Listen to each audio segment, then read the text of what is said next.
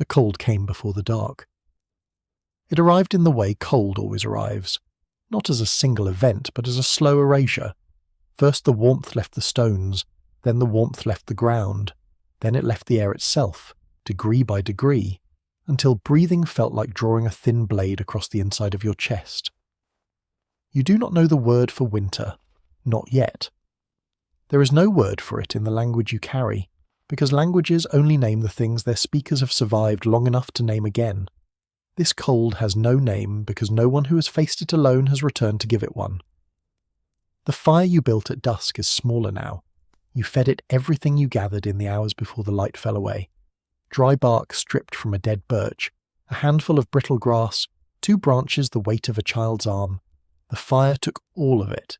It consumed what you offered and asked for more, and now it holds its breath, a low orange patience in the dark. Outside the shallow depression in the rock where you have made your shelter, the wind moves through the trees with a sound like something very large turning in its sleep. You cannot see the trees. The dark is complete. The dark is the kind of dark that existed before your species learned to fear it. A prehistoric dark, absolute and cold and utterly indifferent to you. You pull your furs closer. They smell of animal fat and smoke and the faint green memory of living things. You have eaten. Not well, but enough. 2 frozen berries you found beneath a crust of ice on a south-facing slope. A piece of dried meat the size of your palm, hard as wood, that took the better part of an hour to soften between your back teeth. You're not sure if you will be warm enough. You're not sure if the fire will last until morning. You're not sure if morning will come the same way it has always come, pale and slow, rising from the same direction, offering the same thin light. You're not sure of anything except that you are here, that your heart is beating, that the smoke rising from your fire is real and warm and yours. This is the first night, the first of many, and everything that comes after, every city, every language, every map, every child born in warmth and safety, depends on whether you survive it. Breathe slowly, let the story carry you. Somewhere between 70,000 and 40,000 years ago, the exact number does not matter, because numbers at this scale stop meaning anything you can hold. A human being survived a winter alone. We do not know their name. We do not know if they were a man or a woman, young or old, tall or small. We do not know which continent they stood on, which mountain range framed their horizon, which river they followed to find the shallow valley where they sheltered. The archaeological record does not preserve things as fragile as a name or a face, or the particular sound of one person's breathing in the cold.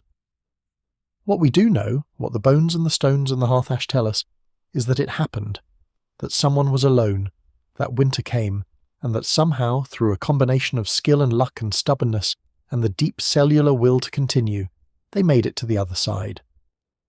This is a story about that person, about that winter, about what it might have felt like to lie in the dark on a night 60,000 years ago, with the cold pressing in from all directions, and feel your own heartbeat and understand, in the wordless way that the body understands things, that you are still alive. If you enjoy listening to Sleepy Prehistoric stories like this, subscribe. I post stories like this weekly. We are going to move through this night slowly. We are going to feel the cold the way they felt it, not as a historical fact, but as a sensation. We are going to follow the fire from its first spark to its last ember. We are going to hear the sounds of a world without cities, without light pollution, without the distant comfort of knowing that someone somewhere is awake and keeping watch. Because what this person survived was not simply a season. They survived the idea of being alone. They survived the darkness that exists at the edge of every fire, where the light ends and the unknown begins. They survive the particular terror of a cold so deep that it reaches past the skin and into the thinking parts of the mind, the parts that know how small you are, how brief, how impossibly fragile. And they did it. They survived. And because they survived, you are here. Every human being alive today carries in their cells the inheritance of that night, the stubbornness, the fire-building instinct, the capacity to endure the dark and wait for light. So lie back now. Let your body settle into the surface beneath you. Let your breathing slow. Let the warmth around you, the warmth of your bed, your blanket, your room, becomes something you notice, something you feel grateful for, something real and present and yours. The story begins in autumn, as all winter stories do. It begins not with the cold itself, but with the knowledge that the cold is coming, that faint instinctual unease that arrives with the shortening of days, the turning of leaves, the first bite of wind from the north that carries beneath its ordinary chill something older and more serious. It begins with preparation, with the long human work of getting ready. You noticed it first in the light. Not in the temperature, not in the behaviour of the animals, not in the colour of the vegetation. Those changes came later or came alongside. But the first thing you noticed was the quality of the light itself, the way it arrived differently in the mornings, lower on the horizon, taking longer to warm the stones. The way the afternoons ended sooner, the golden hour arriving not at the end of a full day, but in the middle of what had, in summer, still been afternoon. You do not have a calendar. You do not count days in the way that later humans will count them, marking scratches on bone or wood to track the passage of weeks and months. But your body keeps time. It has always kept time. Your biology was shaped over millions of years by the cycle of seasons, and it reads the changing light the way a plant reads it, not with thought, but with something older and more reliable than thought. Something in you shifts, something in you says, prepare. The world around you in these weeks of early autumn is still generous. The trees still hold most of their leaves, though some have begun to turn, a maple here, a stand of birches there, their edges going yellow as if the light is leaking out of them. The streams are still running clear and fast. There are still insects in the afternoons, still birds moving in the high branches, still the possibility of warmth in the middle of the day if you find the right south-facing slope and sit very still. But the mornings are colder than they were. You can feel it when you wake, that first breath of air before you rise from your sleeping place, the way it reaches into your nose and down your throat with a sharpness that summer never had. And the nights. The nights have changed most of all. Summer nights were a brief darkness, a pause between one warm day and the next. These nights are longer, heavier, and they carry in their depths a cold that summer nights never managed. You have been through winters before, but not alone. Every winter you can remember was shared. The warmth of bodies close together, the division of labour that made survival a collective project rather than a solitary one, the sound of other human voices in the dark, which is perhaps the most comforting sound a human animal can hear. You do not know how this winter became different. Perhaps the group moved on. Perhaps illness or injury separated you from them. Perhaps something happened that the story does not need to specify, because the details of the separation matter less than the fact of it. You are alone. The winter is coming. These are the two facts around which everything else arranges itself. The preparation you undertake in these weeks before the cold fully arrives is not strategic in the way that later humans will think of strategy. Sitting down, making plans, anticipating contingencies. It is more instinctive than that, more driven by the immediate logic of sensation. You're cold in the mornings, so you seek more insulation. You're hungry after long days of movement, so you gather and store food when you find it. You're frightened of the open spaces when the wind rises, so you look for shelter. Not the temporary shelter of a resting body tucked against a log, but something more committed, something that says, here, this is where I will stay. The search for shelter is the first serious work of your preparation. You have learned, through the accumulated experience of every winter you have survived in company, that the right shelter is worth more than any quantity of stored food. A body that is warm can wait out hunger. A body that is cold cannot warm itself through eating alone. Cold is the primary enemy. Everything else is secondary. You find it on the third day of serious looking, a place where the rock face curves back upon itself, creating a shallow concavity, perhaps 3 meters deep and 2 meters wide, with a natural overhang that projects out far enough to keep rain and direct snowfall off the floor. The floor itself is covered in a deep layer of dry leaves, compressed and crumbling, that must have been accumulating for many seasons.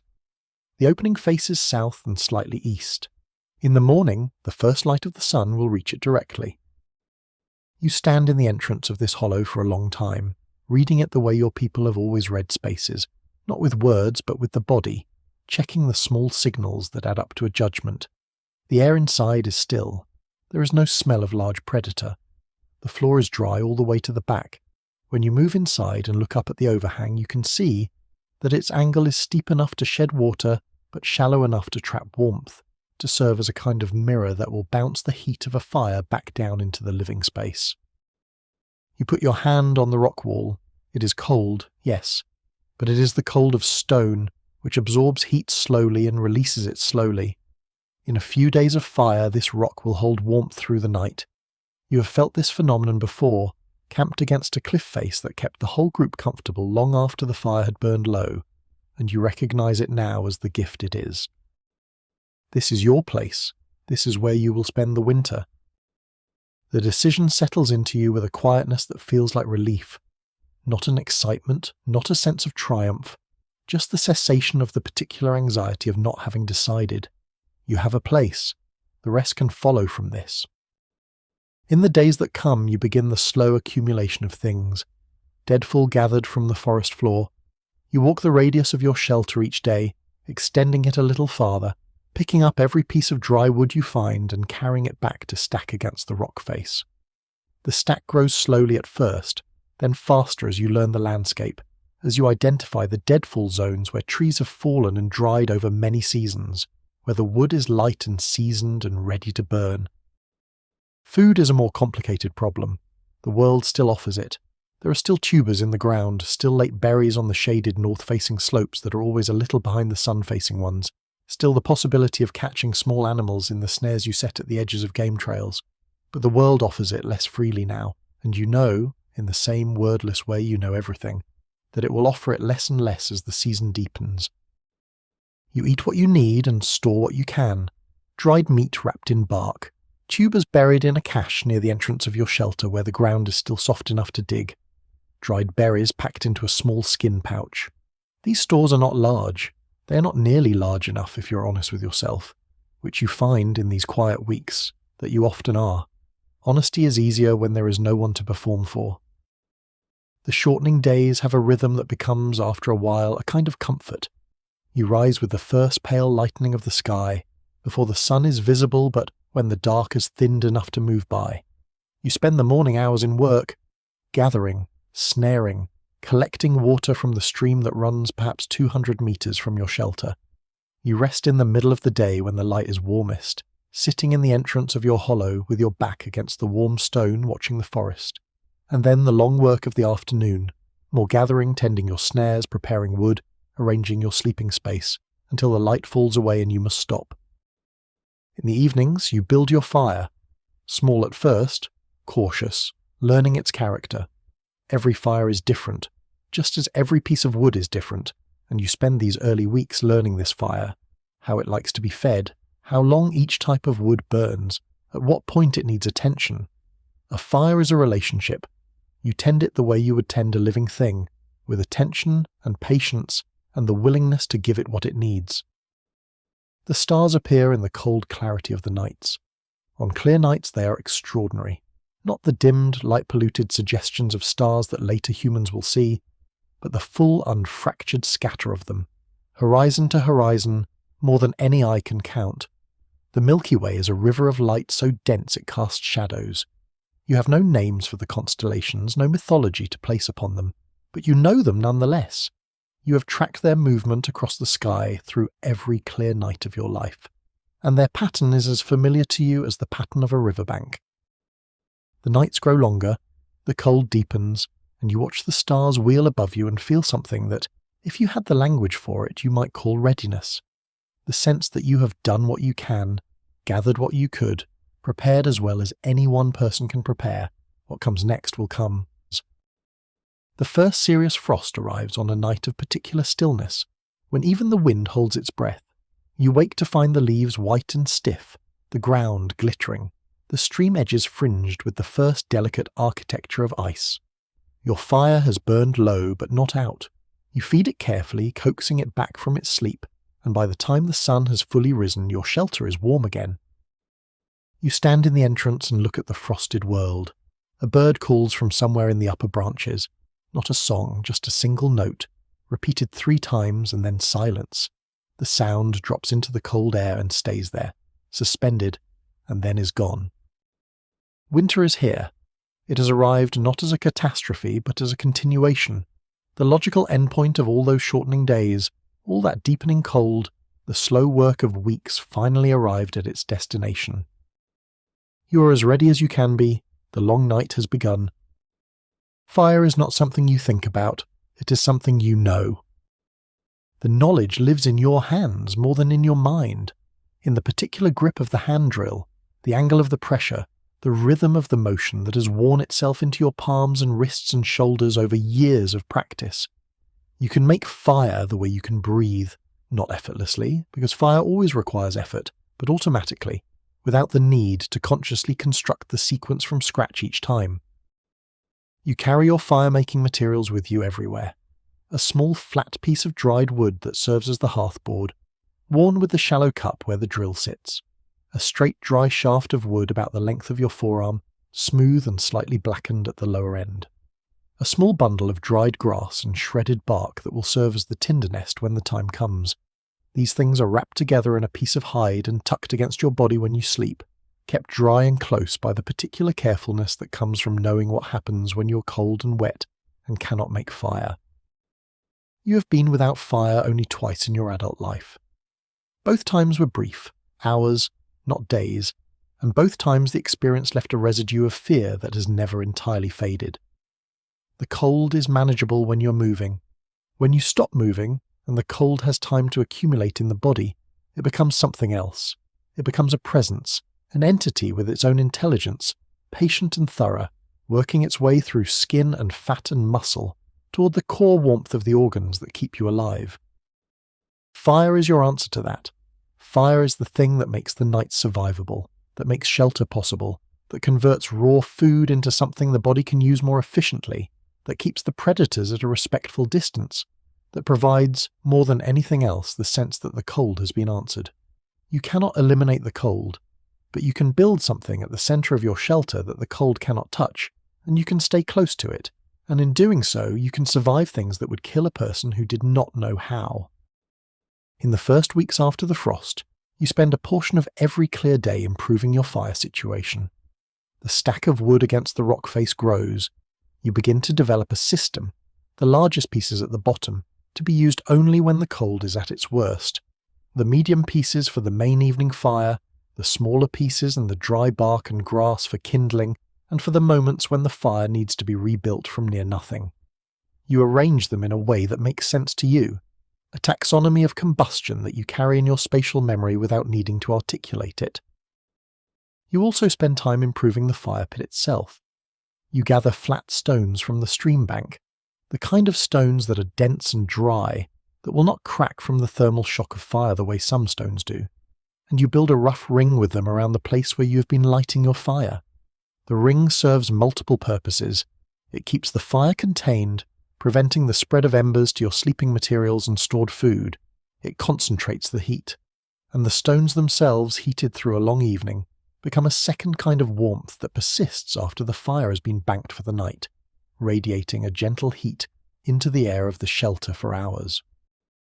The art of banking a fire is one of the most important skills you possess. A fire banked well can survive the night on almost nothing, the hot coals buried under a thick layer of ash, insulated from the air but still glowing in their slow anaerobic warmth, waiting to be uncovered and fed in the morning. A fire banked badly goes out, and then you are facing the cold of pre-dawn with cold hands that will struggle to make the friction that makes the spark that starts everything over again. You develop a ritual around the banking. Every night, when your eyes begin to grow heavy and the day has run its course, you perform the same sequence of actions with the same careful attention. You feed the fire one last substantial piece of wood, not the largest but solid, something that will burn for an hour and leave good coals. You watch it catch. You wait until it has settled into a steady burn. Then, when the wood is well alight and beginning to ash over at the surface, you push the burning pieces together at the center of the pit and cover them with a thick layer of ash from the edges, packing the ash down gently to seal in the heat. You do not go to sleep immediately after this. You sit for a while in the dimmed shelter, watching the grey surface of the banked fire for the faint reddish glow that tells you the coals beneath are still alive. You press your palm to the air above it and feel the warmth coming up through the ash. When you're satisfied, and satisfaction here is a physical thing, a feeling in the body rather than a conclusion in the mind, you lie down on your sleeping place and pull your furs around you and let yourself go. And what is your sleeping place? It matters more than you might expect. A body loses heat to the ground much faster than it loses heat to the air. Cold ground is the silent drain that can undo everything you have built with your fire. You have constructed your sleeping place with this in mind, a thick layer of dried leaves and pine needles at the base, deep enough that your body does not contact the ground directly. Over this, the hide of a large animal scraped and worked until it is supple, wrapped around you like a second skin. On very cold nights, you add a second hide over the first. The space where you sleep is small. This is intentional. A small space is warmer. Your body heat, which is real and constant and not negligible, has less air to heat. You have arranged your sleeping place so that your back is against the stone wall, and your feet point toward the fire pit. The rock at your back is one of the stones that has been warming all evening, and on good nights it is genuinely warm to the touch. A slow, steady warmth that seeps into your muscles and reminds you, in the middle of sleep, that you are not alone. The rock is company, the fire is company. The warmth they provide together is a form of companionship you had not expected to find in stone. The first time the fire went out in the night was in the 3rd week, when a wind came up suddenly from the north and found the entrance of your hollow and moved across the banked coals with enough force to disturb the ash. You woke to cold. Not catastrophic cold, you still had your furs, your sleeping materials, the residual warmth of the shelter, but the particular sharp cold that you feel when you have grown accustomed to warmth, and it has been taken away while you slept. For a moment, lying in the dark with the cold pressing down on you from the open entrance, you felt something close to panic. The night was absolute. The fire was out. Your hands, when you reached them out from under your furs, were already cold enough to be clumsy. You waited. This was the hardest thing, not the skill of fire-making which you had, but the patience to not rush, to not panic act, to take the time to do the thing right rather than the thing fast. You brought your hands back under the furs, you warmed them against your body for several minutes, breathing steadily, talking to yourself in the way you sometimes do when you need to slow down. Not in words exactly, but in a rhythm, a low sound in your chest that is almost like humming, almost like a word that means something like slow, slow, careful. When your hands were warm enough, you reached for your fire-making bundle. You uncovered the tinder nest. You set the hearthboard in position, angling it just so. And then you began the familiar motion, the drill between your palms, the steady downward pressure, the back and forth rhythm that is both exhausting and meditative, that empties the mind of everything except the sensation in the hands and the smell of the wood beginning to char. It took longer than usual. Cold hands, cold wood, cold air, everything conspired against the speed of the process. But the coal formed, a tiny orange point of heat in the dark, powdery char at the base of the drill hole. You coaxed it into the tinder nest with the careful breath of someone who knows that this breath, if it is the wrong breath, too much, too sudden, too cold, can extinguish everything. The tinder caught. The nest bloomed with that brief, brilliant orange of tinder in its moment of transformation. You fed it to the coals in the fire pit, the smallest pieces first, building up through the size hierarchy with patient deliberateness. The fire grew. The shelter warmed. You sat back on your heels and watched the flames and felt something that was not triumph exactly. Triumph felt too loud for what this was, but something in the family of relief, of competence, of the quiet knowledge that you had faced a small crisis and had done the right thing. You did not sleep again until the fire was well established, and in the morning, before you rose to begin the day's work, you gathered more wood than you had the day before. The lesson was simple. The fire always needs more than you think. The winter is always deeper than you expect. The margin between warmth and cold is smaller than it looks when you're comfortable. What does the fire mean to you in these weeks of your solitary winter? It is warmth, yes, warmth in the direct physical sense, the radiant heat that prevents the cold from accumulating in your body faster than your metabolism can replace it. But it is more than that. The fire has a presence, it has a sound.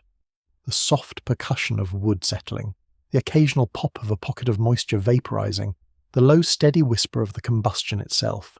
It has a smell, Smoke, yes, but also something beneath the smoke, something organic and ancient. The smell of energy being released from matter. It has a light, not a steady light, but a living light. A light that moves and changes and makes the shadows move and change with it. In a world without other people, the fire is alive. It responds to you. You feed it, and it grows.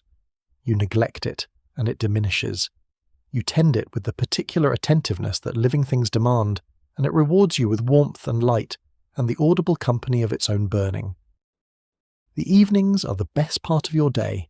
The work is done, the wood is stacked, the food is sorted, and you sit in the entrance of your shelter with the fire between you and the dark and the cold, and you watch the forest.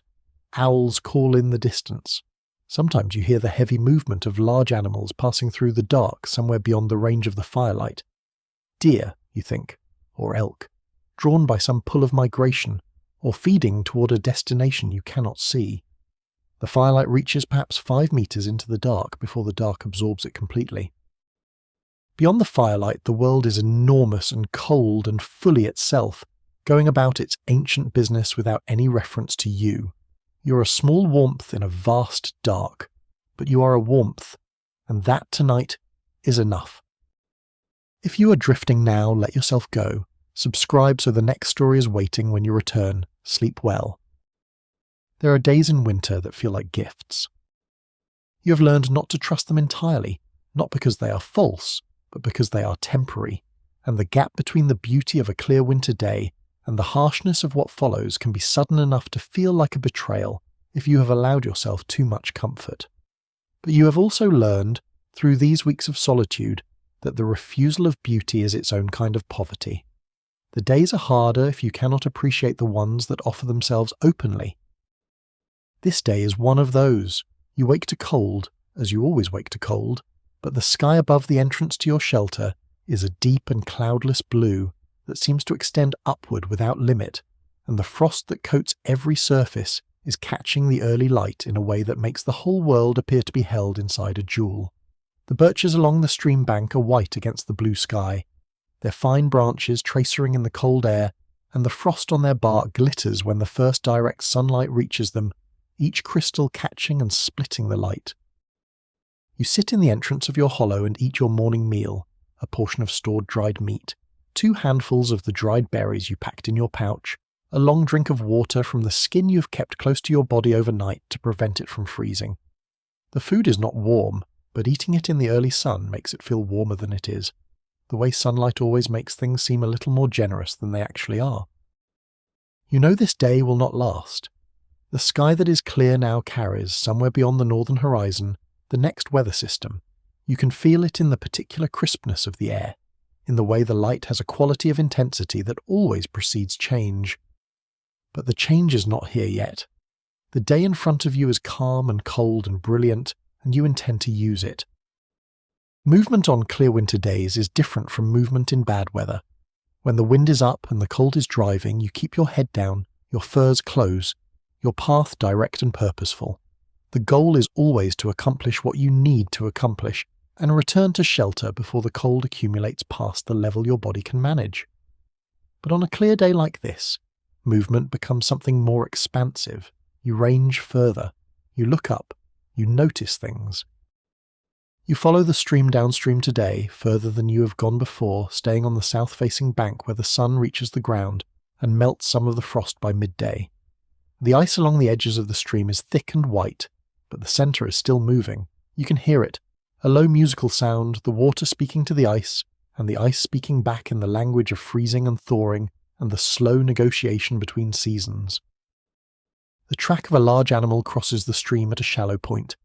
Deep impressions in the frozen mud, the rear feet landing slightly outside the front, the gait of something heavy moving at a steady walk. Elk, you think. The prints are fresh enough that the edges are still crisp, which means the animal passed here within the last few hours, before the sun had time to soften the surface. You study the tracks for a long moment, reading the story they tell. Direction, speed, the slight hesitation at the stream crossing where the animal tested the ice before committing its weight to it.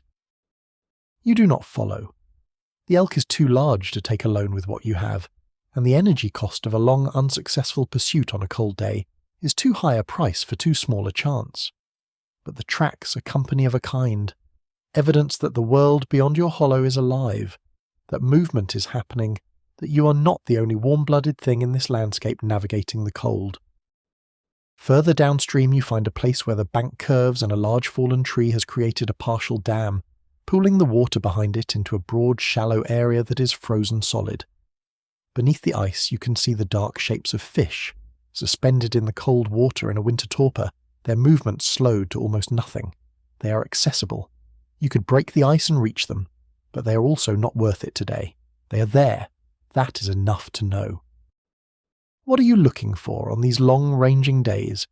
The question forms in you in the way that questions form in a mind that has no one to ask them to, not as words, but as a direction of attention, a wondering. You're looking for food, yes, for wood, for resources, for the various materials that make survival possible, but you are also looking for something less practical. You're looking at the world. You're paying attention to it in a way that, when you were part of a group, was divided among many people, the tracker over there, the gatherer over here, the watcher at the edges, but which now falls entirely on you. You notice things you might not have noticed otherwise, the way the frost forms in patterns on the flat rocks, not randomly but in shapes that repeat, feathery branches radiating from a centre, each one slightly different from the others, but all following the same underlying logic. The way the birds use the landscape, the small ones working the ground at the base of the shrubs, the larger ones in the canopy, each occupying its particular vertical slice of the world and respecting the boundaries of the others. The way the shadows move across the snowfield in the hollow between two hills, tracking the arc of the sun with a precision that makes time visible in a way it rarely is. You sit for a long time on a flat rock in the midday sun, your back against a boulder that has absorbed enough heat to be warm through your furs. The sun on your face is not warm in the summer sense, not warm enough to make you sweat or make you drowsy, but it is present in a way that feels like attention, like being noticed by something vast and indifferent that is not, in this moment, indifferent. The silence of a winter day is different from the silence of other seasons. Summer has its own silences, but they are silences within a larger sound. The insects, the birds, the rustle of leaves in even the lightest wind. Winter strips these away one by one until what remains is the silence that lives beneath all the other sounds, a fundamental quiet, the kind of quiet that existed before the world learned to be noisy. In this quiet, sounds that would be lost in summer become remarkable. A woodpecker working at a distant tree trunk is audible from 100 meters away, its drumming precise and rhythmic and carrying in the cold, dry air with a clarity that feels almost musical. A branch somewhere in the forest releases its burden of snow with a soft thud that sounds, in the silence, almost like a footstep. The stream, where it is still moving beneath its ice, makes a sound that is both low and continuous, a sound that is not speech, but that the listening mind, starved of speech, begins to hear as almost containing speech, the way you can hear almost anything in a sound that repeats long enough. By early afternoon you have begun to turn back. The sun is already lowering. It has never climbed very high today, tracing a low arc across the southern sky, and you know from experience that once it drops below the tree line the temperature will fall quickly. You do not want to be caught far from your shelter when that happens, not because you cannot survive the cold of open travel in the dark. You can, for a while, but because you do not need to, and in winter you never spend more energy or take more risk than you need to. Conservation is wisdom. Restraint is intelligence. You walk back through your own footprints, which makes the return journey feel different from the outgoing one. You're tracing something already known, following yourself through a landscape that you have already met and categorized and deemed safe. The familiar path is one of the small luxuries of having a fixed shelter. You can go out and you can come back. The going out is adventure. The coming back is something that feels, more each day, like home. Home. The word, or the thing that will eventually be called home, arrives in you not as a concept but as a physical sensation when you crest the small rise above your hollow and see the dark opening in the rock face and the stack of wood and the small details of arrangement that you have created over weeks. You recognize this place as yours. You recognize it as the place where you are safe, and the recognition produces something in the body, a release of tension you were not aware you were carrying, a lightening of the muscles around the shoulders and jaw, a long, slow exhale. You gather more wood on your way back. You always do. The stack is never large enough. The winter is never shallow enough. But today the wood gathering has a different quality than it does on the urgency-driven days. Today you pick up each piece of deadfall with something close to pleasure, the pleasure of someone engaged in useful work on a beautiful day, of someone adding to a small warmth in a cold world.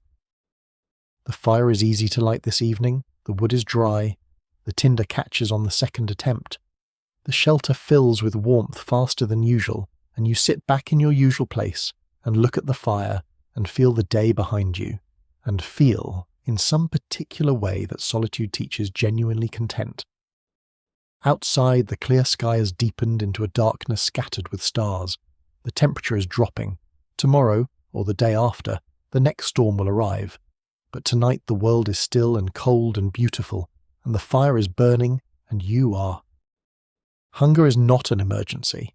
This is the first thing you had to learn, the most counterintuitive thing, the thing that ran against every instinct you carried into the winter. Hunger feels like an emergency. It announces itself with authority, a hollow ache in the stomach, a weakness in the limbs, a narrowing of the mind toward the single subject of food. The body has evolved this alarm system for good reasons. In the world that shaped you, hunger was often an early warning that something needed to change immediately, that the hunting was poor, that the group needed to move, that the season had turned against you faster than expected. Hunger in the summer and autumn was a signal to act. Hunger in winter alone is different. In winter alone, hunger is a condition you must learn to manage rather than resolve. There are days when you will not eat enough. There are days when you will eat almost nothing. And if you treat every instance of insufficiency as a crisis, if you exhaust yourself with frantic foraging, if you take risks in the hope of a large meal that might not materialize, if you spend energy you cannot replace chasing the feeling of fullness, you will run through your reserves faster than the winter runs through its days. The knowledge of how to be hungry, how to move through hunger rather than against it, is one of the things that no one explicitly taught you, but that you have learned nonetheless through the accumulated experience of every lean season you have survived. It lives in you as a kind of steadiness, a capacity to look at the hollow feeling and say, "This is manageable. I know this feeling. This feeling has been present before, and the person who felt it is still here." Your food situation, as the winter deepens, is a careful arithmetic. You have your stored food, the dried meat, the berries, the tubers, and you have what you can still find and catch. The stored food you ration with precision, measuring each portion not with instruments but with the trained eye and the experienced judgment of someone who has thought about this problem many times.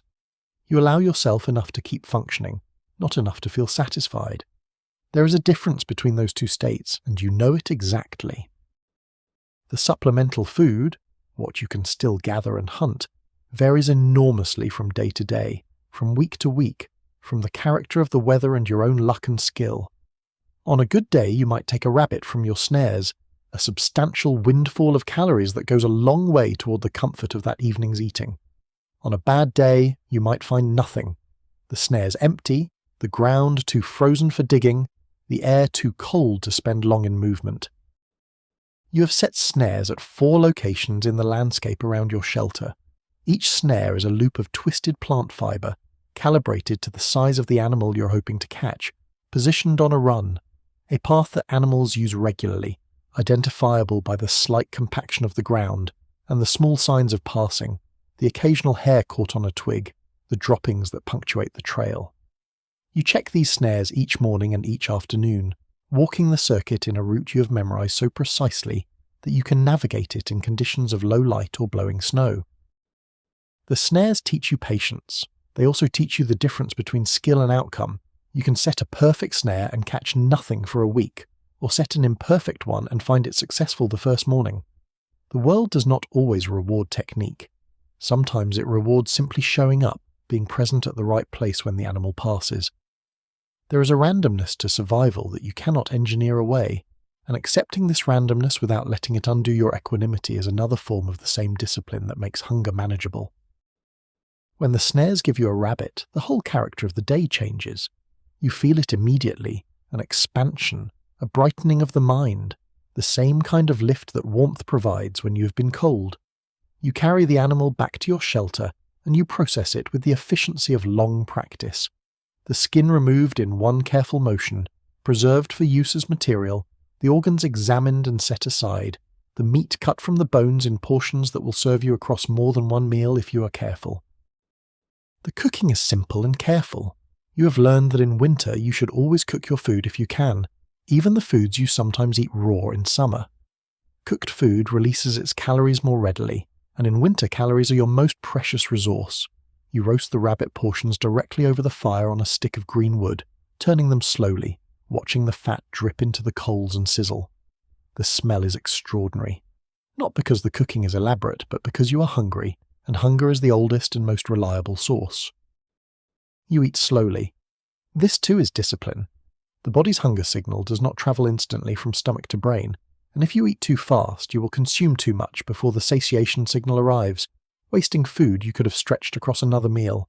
You learned this years ago, and the lesson has stayed with you. You eat your portion, and then you sit with the feeling of having eaten and let it develop, and most of the time, not always, but most of the time, the feeling becomes enough. There are days when it is not enough, days when the ration feels cruelly small, when the hollow feeling persists long after eating, when your body is asking for more than you can give it. On these days you distract yourself with work, not because work is a substitute for food, but because the mind occupied with a task is better at tolerating scarcity than the mind left to contemplate it. You gather more wood. You work on improving the shelter. You tend to the small maintenance tasks that accumulate in any inhabited space. You give your hands something to do. The coldest days are always the hardest in terms of appetite. Cold accelerates the body's caloric burn. Your metabolism works harder in cold to maintain your core temperature, and this added work demands fuel that you may not have in adequate supply. On the coldest nights, you wake sometimes in the early hours feeling hollowed out. The combination of cold and hunger making sleep difficult to sustain. You feed the fire on these nights. You drink water if you have it. You press your body into the warmth of your sleeping place and practice the deliberate slowing of thought that is not quite sleep but is the next best thing. But here is something else hunger teaches you, something more subtle than patience or arithmetic. Hunger clarifies. When you are genuinely hungry, not peckish, not craving, but actually biochemically short of calories, the mind simplifies. The noise that inhabits a well-fed mind, the surplus of thought and preoccupation and free associating distraction, quiets down. What remains is a kind of essential clarity, a precision of attention that is unusual and, in its strange way, not entirely unpleasant. You notice more. Small things register with greater vividness. The texture of bark, the movement of a bird at the edge of your visual field, the particular sound the stream makes as the ice shifts in the cold. Your senses, without the dulling effect of satiation, are sharper. You're more present in the world, or the world is more present to you, or both. The distinction seems less important than the fact of the experience. This is not a recommendation for hunger. Chronic severe hunger would not produce clarity. It would produce confusion, weakness, and eventually incapacity. But the mild to moderate hunger of careful winter rationing, the hunger of a body that is receiving less than it wants but more than it needs to function, produces something in the mind that you recognize as useful, a sharpness, a presence. You think about the people who are not here. You think about them often, in the way that the mind returns to what it is missing, the way water returns to a depression in the ground. You think about what they might be doing, where they have gone, whether they are warm, whether the hunting has been good for them, whether they think about you. You think about particular people, the one who knew the most about plants, whose knowledge you now miss acutely when you are looking for something edible beneath the snow, the one who was the best fire starter, whose hands moved faster than yours and whose coals were always larger. You carry these people with you, in a world without photographs, without writing, without any external medium for storing the image of another person. You carry them inside you, in memory, in habit, in the small behaviours they shaped in you over years of living in proximity.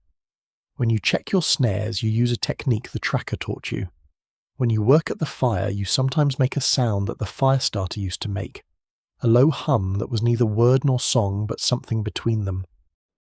Hunger does not produce grief, exactly, but it creates a kind of openness in which grief can move more freely than it does when the body is satisfied. In the lean days, you feel the absence of the others more acutely than in the days of relative plenty. The hollow feeling is two things at once, the body's need for food and the spirit's need for company, and they are not entirely separable.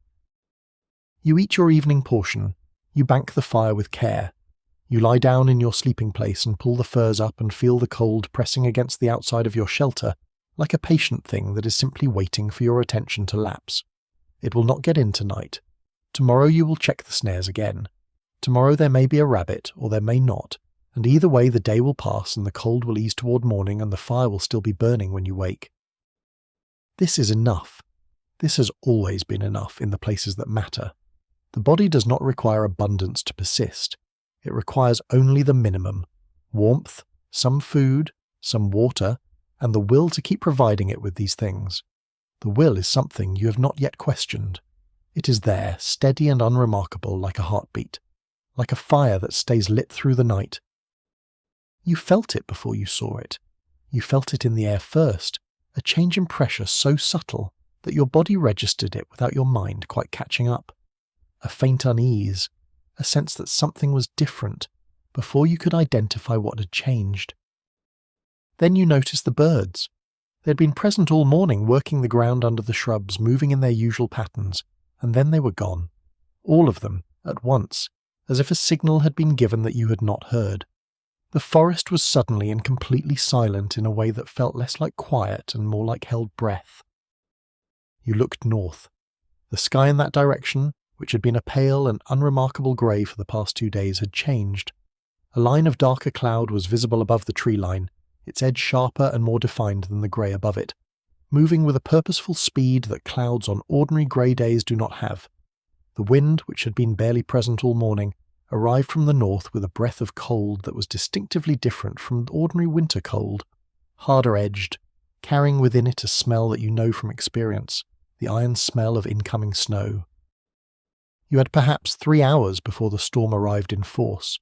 You had learned to read the progression, the dark line on the horizon, the drop in temperature, the first scattered flakes that always came before the main event, the rapid darkening of the sky that preceded the full force of it. 3 hours was enough time if you used it well.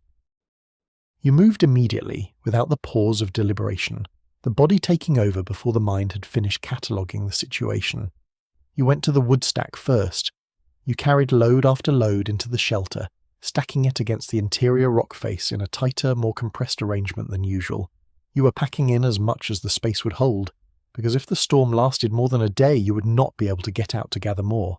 The stack grew. Your arms ached. You kept going. Then the food. You checked your stores, recounted them, relocated the pouch of berries from a corner to a position within easy reach of your sleeping place. You filled your water skin at the stream while the stream was still accessible. Once the snow was heavy, you would be able to melt snow for water, but melting snow required fuel, and you would rather save the fuel for warmth. You drank deeply at the stream and filled the skin to its limit. The first flakes arrived as you were making your final trip back from the stream. They were the tentative advance scouts of the storm, large, slow-falling, isolated, drifting down through the still air, with a gentleness that gave no indication of what was behind them. You held out your palm and one settled on it, a 6-pointed crystal of extraordinary delicacy, visible for a moment before your skin warmth dissolved it into a tiny bead of water. You went inside, you built up the fire, not to its maximum, you would need to be careful with wood, but to a solid, steady heat that would take the shelter to a comfortable warmth before the temperature outside began dropping in earnest. The shelter filled with the smell of wood smoke and the sound of the fire, and you sat for a moment in the entrance and watched the snow begin to thicken as the sky darkened. Within an hour, the world outside had transformed. The snow was falling in earnest now, driven by a wind that had built steadily from the north and was now steady and serious, bending the smaller trees and sending the snow sideways in gusts that made it impossible to see more than 20 meters. The entrance to your hollow was filling with driven snow, but the overhang above was doing its work. The interior of your shelter remained dry, the snow curling around the rock face rather than driving in.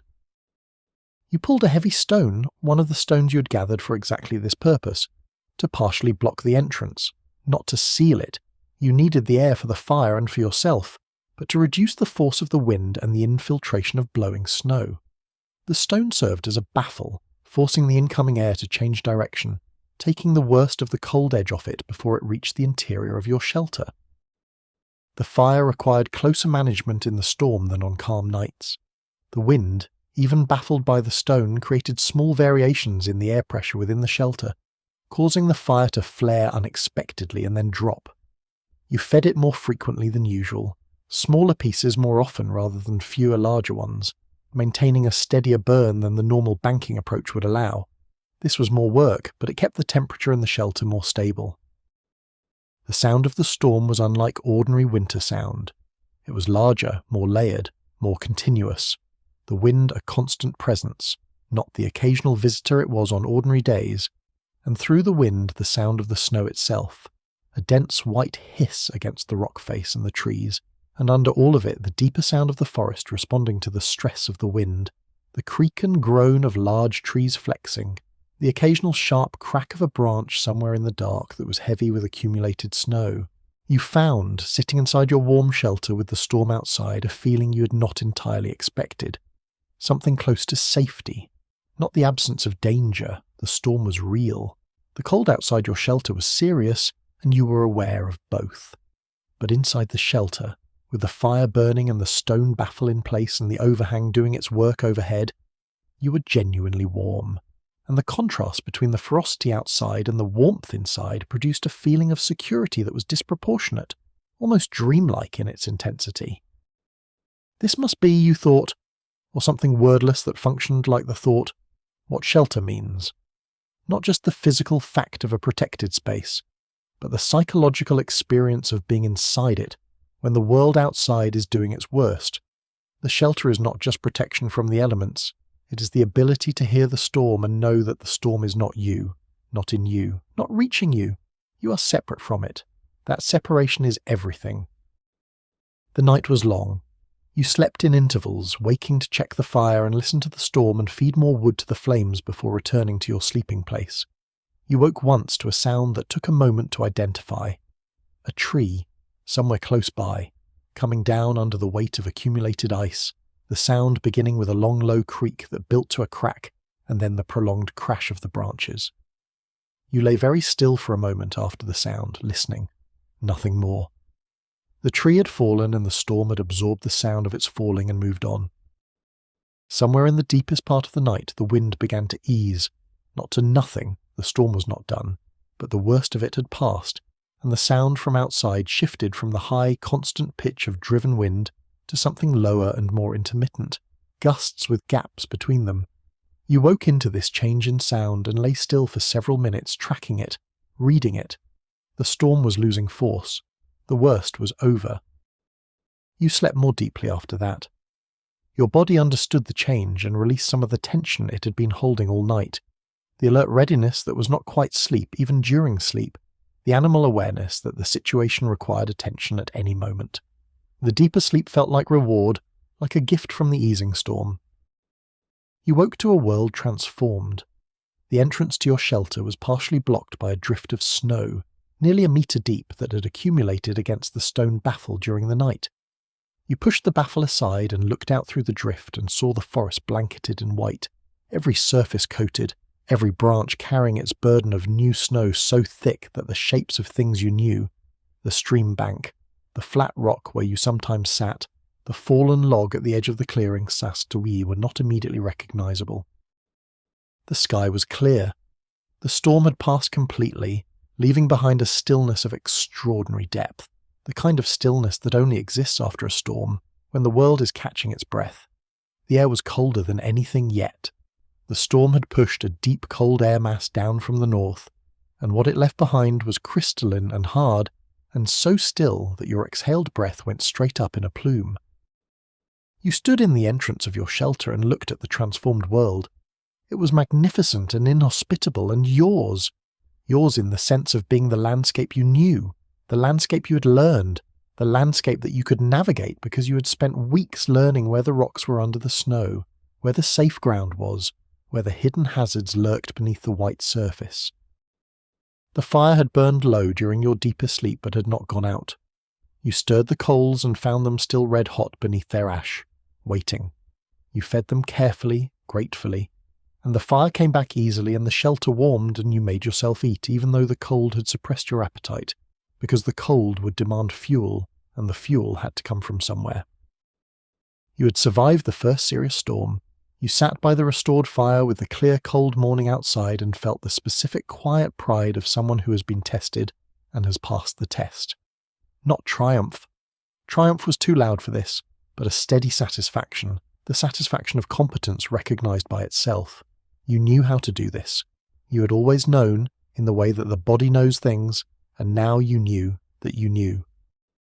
Loneliness arrives in waves. It is not a constant state. This surprises you in the early weeks.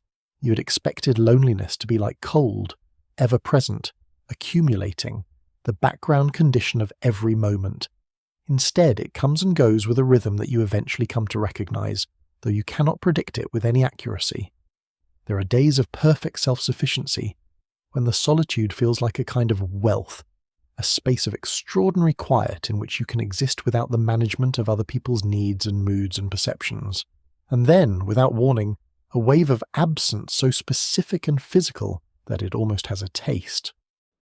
The waves often come in the evenings, when the work of the day is done and there is nothing left to occupy the hands. In the groups you have always lived in, evening was the social time. The fire lit not just for warmth and cooking, but for gathering around, for the sounds of other voices, for the kind of companionable silence that exists when you are quiet together rather than quiet alone. Those evening fires had a quality that the fire you build now does not have, despite being, in every physical respect, the same phenomenon. You find ways to manage the waves. Work is the most reliable. Give the hand something to do and the mind will follow, leaving less space for the particular pull of absence. You spend evenings mending your furs, working at the places where the hide has begun to wear thin, reinforcing the stitching with fibres pulled from a tuft of dried plant material you have kept for this purpose. The work is slow and requires close attention in the firelight, and when you are doing it the evening passes without the weight that it carries when you have nothing to do but sit with your thoughts. But you also find, as the weeks pass, that the mind in solitude does something you did not expect. It begins to populate the silence, not with hallucinations, nothing so dramatic, but with a more active internal life than you were aware of having before. Memories come more frequently and in greater detail. The images of other people, of other places, of other fires, are more vivid than they were when you were surrounded by the actual presence of these things, and did not need to generate them from within. You replay conversations. This is strange to describe, but it is what happens. An exchange of words, gestures, sounds, replayed in the mind with the full sensory detail of the original experience, so that you can almost feel the warmth of the other person, almost hear their particular laugh, almost smell the specific combination of their body smell, and the fire smoke and the season's particular air. These replays are not deliberate at first. They arrive on their own, uninvited, triggered by some small sensory echo. A sound from the forest that resembles a laugh, a smell from the fire that is reminiscent of another fire, another night. But gradually you begin to invite them. Deliberately, in the evenings when the loneliness is heaviest, you recall specific people and specific moments. Not the grand events, not the hunts, or the ceremonies, or the crises, but the small things. The way a particular person used to sit, the angle of their body when they were listening carefully, the sound of someone's breathing when they slept nearby, the particular motion of hands at work. These memories are not painful in the way you might have expected them to be. Or they are painful, but the pain has a quality that is different from suffering. It is more like the feeling of pressing on a bruise, a feeling that is uncomfortable, but that also confirms the reality of what is remembered. The pain tells you, this was real. These people are real. Your connection to them is real. And real things, unlike imagined things, can be returned to. The internal life also includes something else, something harder to name, a kind of conversation with the world. You have always had this, but in company it is drowned out by the external conversations that fill the day. Now, without that competition, it becomes audible. You find yourself in a continuous quiet dialogue with your surroundings, talking back in the wordless way that is not quite thought and not quite prayer, but something between, to the sounds the forest makes, to the behaviour of the fire, to the stars, asking and receiving answers that are not answers but are not nothing either. Is this what later humans will call thinking, or something else, something more participatory, less solipsistic, a kind of extended conversation with the world rather than the internal monologue that thinking will eventually become? You do not wonder about this distinction because you have no framework for it, but you live in it, this mode of engaged attention to the world, and it sustains you in a way that you recognize as important, even if you cannot articulate why. Time in winter moves differently than time in summer. Summertime is full of events, things happening, things changing, the constant movement and activity that warm seasons permit. Wintertime, in solitude, is more interior, less eventful. The days have structure but not much variety. You wake, you tend the fire, you check snares, you gather what the landscape offers, you return, you prepare, you eat, you tend the fire, you sleep. The repetition that would feel, in summer, like stagnation, feels in winter like the rhythm of something that is working correctly. You begin to notice very small things, the way the light changes in the shelter through the course of a day, the weak winter sun moving across the entrance, shifting the shadows on the rock face in a slow arc that tells you, without looking outside, roughly what time it is, the way the fire sounds different in the morning, when the wood is cold and the air is cold and the combustion is reluctant, versus the afternoon, when everything has warmed slightly and the fire settles into an easier rhythm. The way the cold feels different at different times of night, sharpest in the 2 or 3 hours before dawn, when the accumulated cold of the long night has reached its maximum and the warmth of the coming day has not yet begun to push back. These observations do not all have practical implications. Some of them are just knowledge. The world is like this. These things work in these ways. This is how it is. But they fill the mind in the way that social information fills the mind in company, with content, with something to know and hold and think about. The world, attended to closely enough, is not an empty place. It is full of information. It is transmitting constantly on frequencies you learn to receive more clearly the longer you are quiet enough to listen. There is a particular kind of attention that deep solitude teaches, an attention that is not seeking, not goal-directed, but receptive. You sit in the entrance of your hollow and do not look for anything. You simply look. The forest does what the forest does. A bird lands on a branch, sits for a moment with the particular stillness of a bird checking its surroundings, and flies away. A branch settles under its snow. The shadow of a cloud passes across the open ground, and you watch the shadow cross and feel the temperature drop slightly as it does, and rise again as the sun returns. None of this needs to mean anything.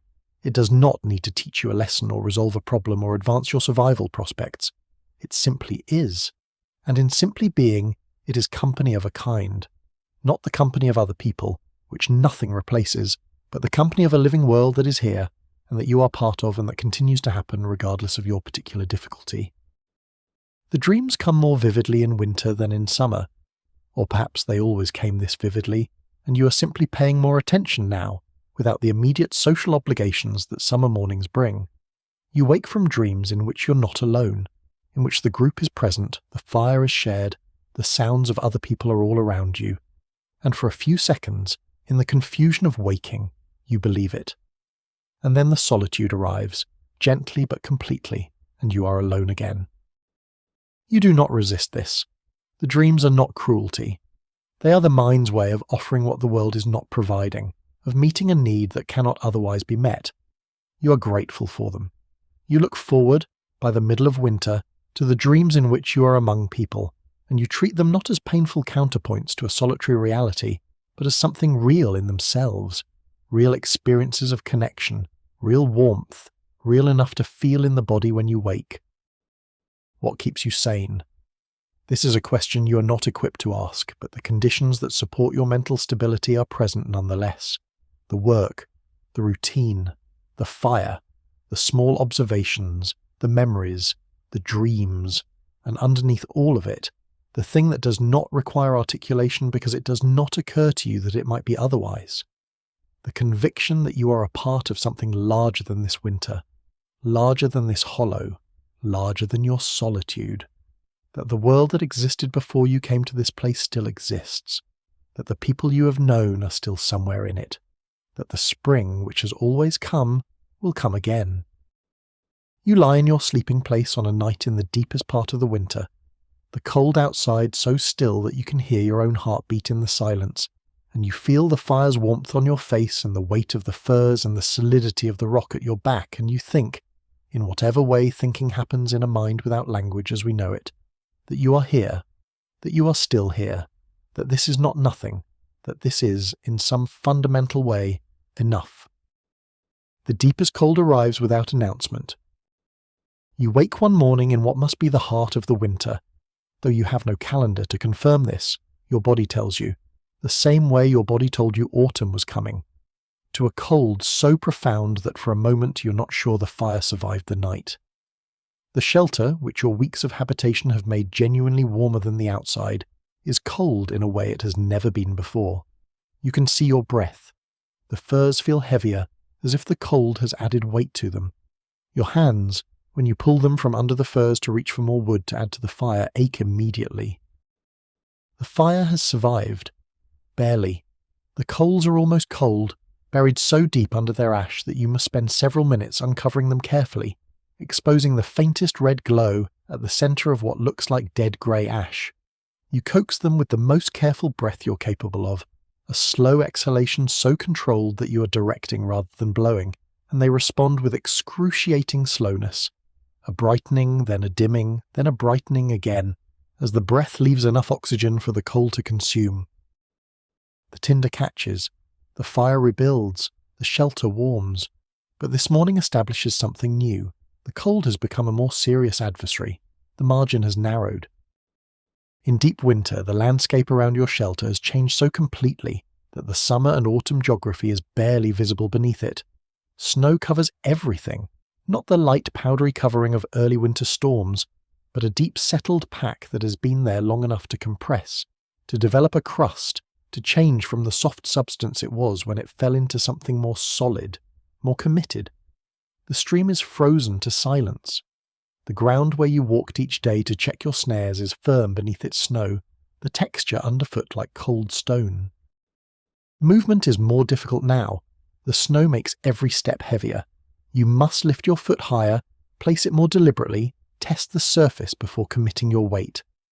What was a 10-minute walk to the stream is now 20 minutes. What was a quick circuit of your snares is now a deliberate enterprise that leaves you genuinely tired. The snow reveals things, yes. Tracks that were invisible before are now plain on the white surface. But it also demands more of you in exchange for what it offers. You have developed a particular way of moving through deep snow that minimizes the energy cost. High-stepping wastes effort. Instead, you slide your feet forward close to the surface, breaking through the crust only when necessary, feeling for the solid ground beneath. In places where the snow is deepest, in the hollows between hills, in the shadowed north-facing slopes where it has accumulated without thaw, you move more slowly, testing each step. A hidden hole, an unexpected softness in the surface, and you could plunge through to your knee or thigh, and getting out of such a situation is exhausting work that drains resources you cannot afford to lose. The cold at this depth of winter does something to time. The days are short, the sun rises late and sets early and never climbs high, crossing the southern sky in a low shallow arc that gives light without much warmth. The night is 14 hours long, perhaps more. You spend most of this time in your shelter, and the rhythm of fire tending and eating and sleeping and fire tending again becomes the entire shape of existence. There is not much else. There is not much the cold permits. But in this constriction, you discover something unexpected. The mind, given less external stimulus, begins to go deeper into what it has. The memories are more vivid. The internal dialogue is richer. The small events of the day, a bird seen at the entrance, the particular colour of the fire at a certain stage of burning, the sound the snow makes when it falls from a laden branch outside, register with a clarity and significance that they would not have in a world of more varied stimulation. You have begun to make things, Small things, modest things. This is not art in the way that later humans will make art consciously and with intention, but it is the impulse toward art, the instinct to shape available materials into forms that have no purely functional justification. You pick up a piece of wood from your fuel stack and find in your hands, without deciding to, that you are working at it with a small hard stone, shaping it. Into what? You're not sure until it begins to emerge, a shape that is roughly animal-like, four-legged, the approximate size of your palm. You work at it over several evenings. The work is slow and imprecise. You have no fine tools, only the stone and the wood in your hands. But a shape develops that you recognize, or that the hands recognize before the mind does. A deer, or the idea of a deer, the simplified essence of the thing, the broad back and the long neck and the suggestion of legs. When it is as finished as you can make it, you hold it in your palm and look at it in the firelight. Why have you made this? You do not ask the question explicitly, but the answer exists in the making itself, because making it has occupied you for 3 evenings, because the concentration required has kept the loneliness at bay, because there is something satisfying in a way that is not entirely explicable about taking a piece of the forest and changing it into a representation of another part of the forest, because the act of making is itself a form of engagement with the world, a conversation with material, a translation of an internal image into an external form. You keep the carved deer in your sleeping place, near your hand. This is perhaps your first art object, your first deliberate creation with no survival function. It is the ancestor of the cave paintings, of the carved figurines, of all the art that humans will make across the following thousands of years. Not a direct ancestor, because this particular piece will not survive, but a member of the same impulse, the same deep need. The need to say, I was here, I saw this, I made something from what I saw. The cold deepens further in the last days before whatever you have learned to recognize as the turn. The temperature drops at night to a level that makes the air itself seem to creak. You can hear, in the stillness of very cold nights, sounds that have no obvious source. Small pops, distant cracks, the sound of wood contracting or ice shifting in response to the extreme cold. The world is speaking in the language of cold, and it is not a gentle language. Your body has adapted over these weeks. You have lost weight. You can feel this in the way your furs hang, in the changed landscape of your ribs when you run your hand along your side. Your hands are rougher, the skin thickened by cold and work. Your feet, which spend so much of every day in the cold, have developed a toughness that the summer feet did not have. You move more slowly than you did in autumn, but you move more carefully, and the care has begun to feel like a kind of competence. There is something the deep cold teaches that the moderate cold does not. In the deep cold, the body becomes very clear about what matters. There is no surplus of energy for anxiety about things that cannot be changed. There is no room for the kinds of social preoccupation that fill a person's attention in a group. The management of status, the navigation of relationships, the constant small performances of self. None of that is here. What is here is warmth, food, water, shelter. Everything reduces to these 4 things, and in the reduction there is a clarity that is not comfortable, but that is unmistakably real. You are in the deepest cold of this winter the most essential version of yourself, not diminished, essential. Reduced not to less than you are, but to what you most fundamentally are. A warm-blooded animal that needs heat and food and water, and that will do whatever is necessary to maintain access to these things. This is not an insult to the complexity of human nature. It is the floor of that complexity, the substrate on which everything else rests. The nights in deep winter are long enough to become strange. You sleep, wake, sleep again, and the night has barely moved.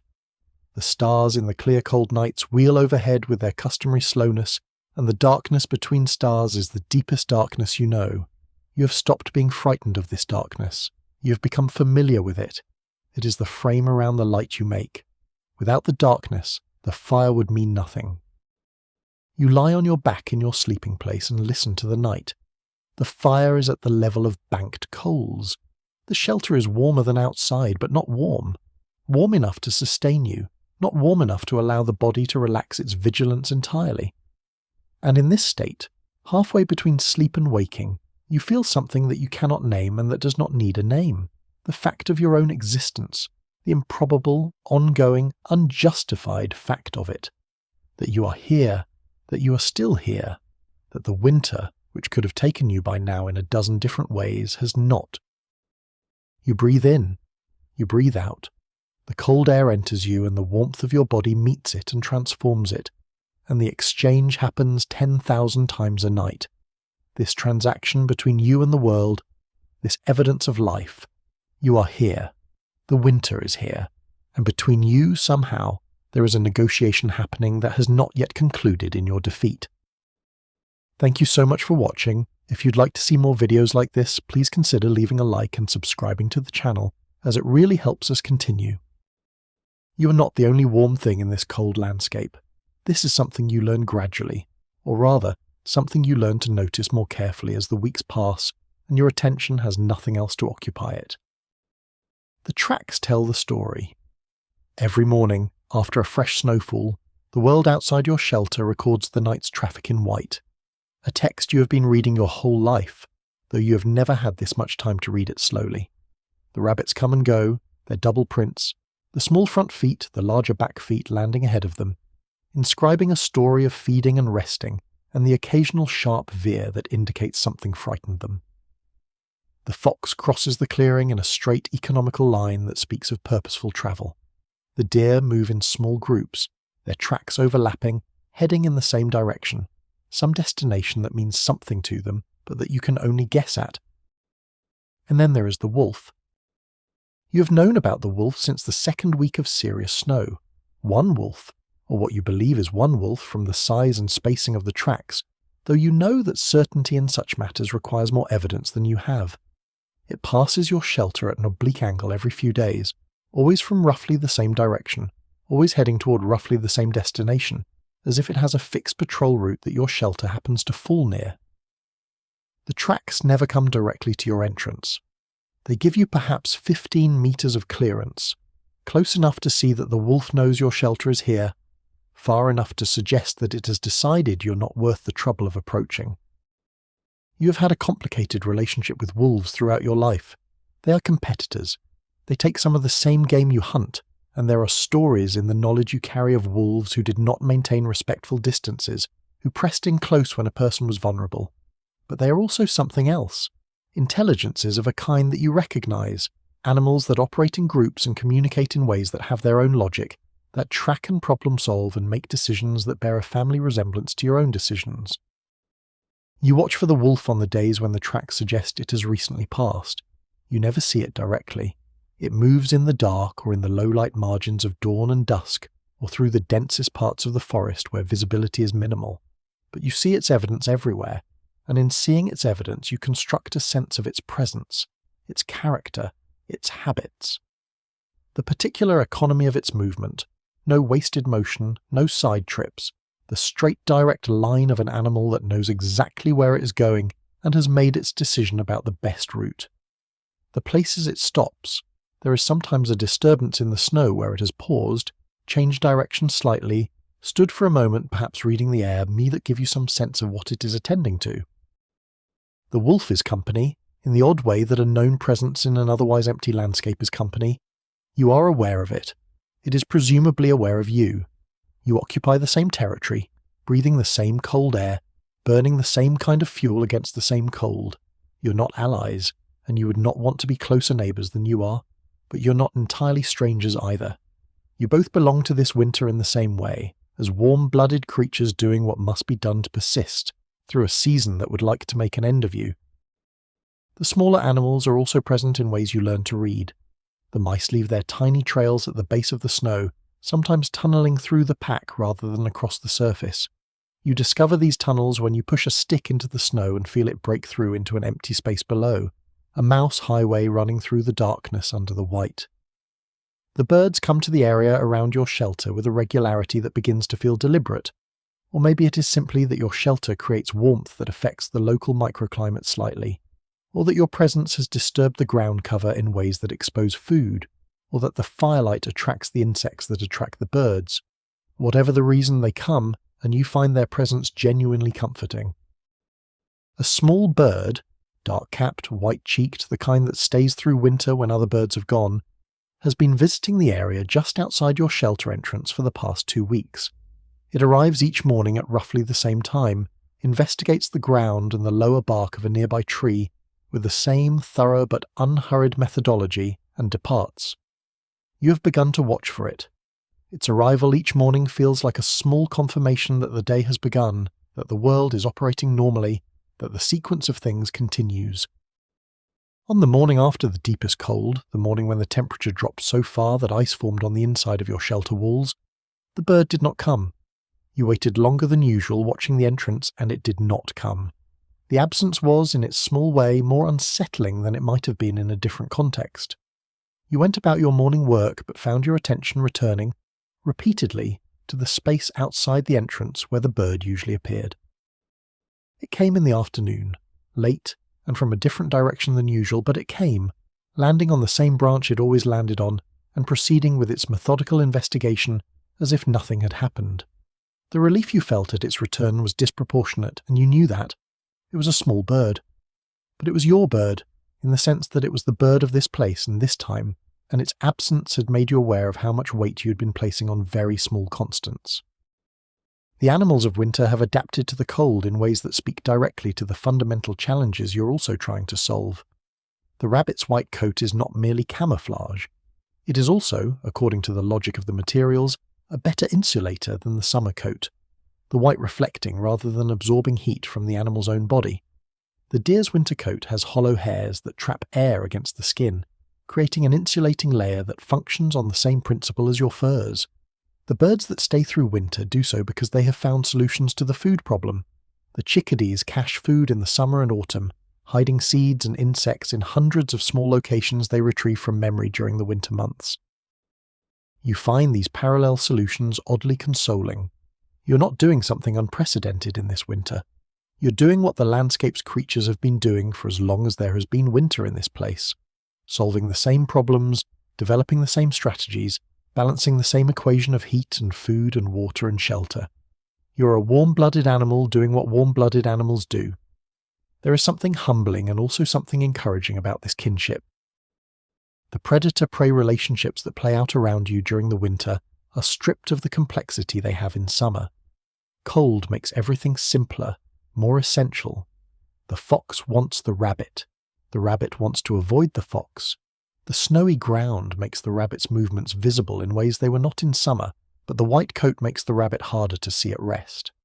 It is a negotiation, and the negotiation has been happening long enough that both parties are well matched. You watch the results of this negotiation in the stories the snow tells each morning, and you feel yourself to be part of the same story. A different chapter, but the same book. You set a snare near the wolf's habitual route. Not to catch the wolf, you would not attempt this, and the loop is far too small. But the wolf's route passes through territory where the rabbit population is clearly significant. You can see this in the density of rabbit tracks along the same general corridor, and you want access to this ground.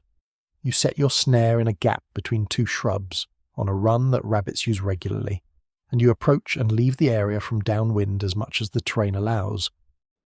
3 days later, the snare holds a rabbit. The wolf has not interfered with it.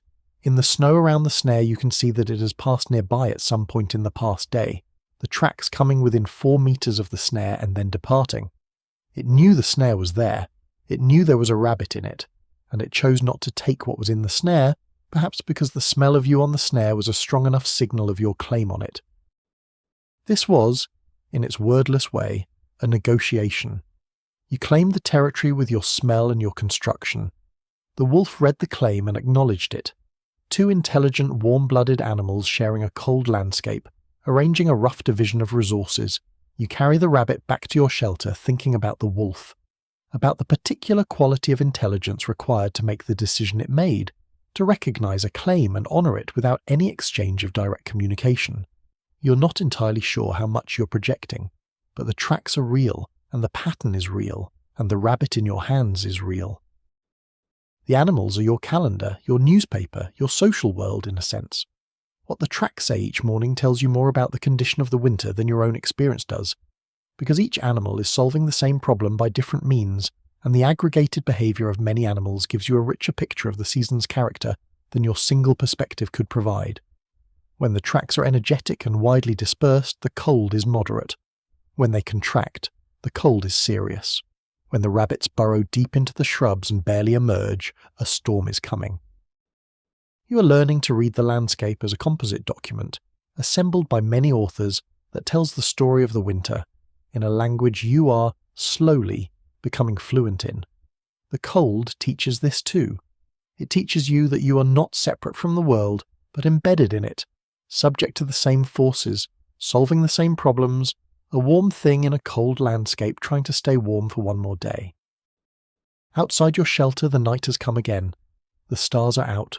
Somewhere in the dark forest, the wolf is moving, its thick coat and its long legs and its pack-honed intelligence, carrying it through the cold with an ease you will never match. But you have your fire, and your furs, and your shelter, and your hands, and the accumulated knowledge of a species that learned 10,000 years ago how to make the cold negotiable. You have your advantages. The wolf has its own. You bank the fire with care. You settle into your sleeping place. The cold outside is the cold of deep winter, comprehensive and complete. The warmth inside is the warmth of your own making, small and steady and enough. Between the two, you inhabit the margin. It is a narrow margin, but it is yours. There was one night.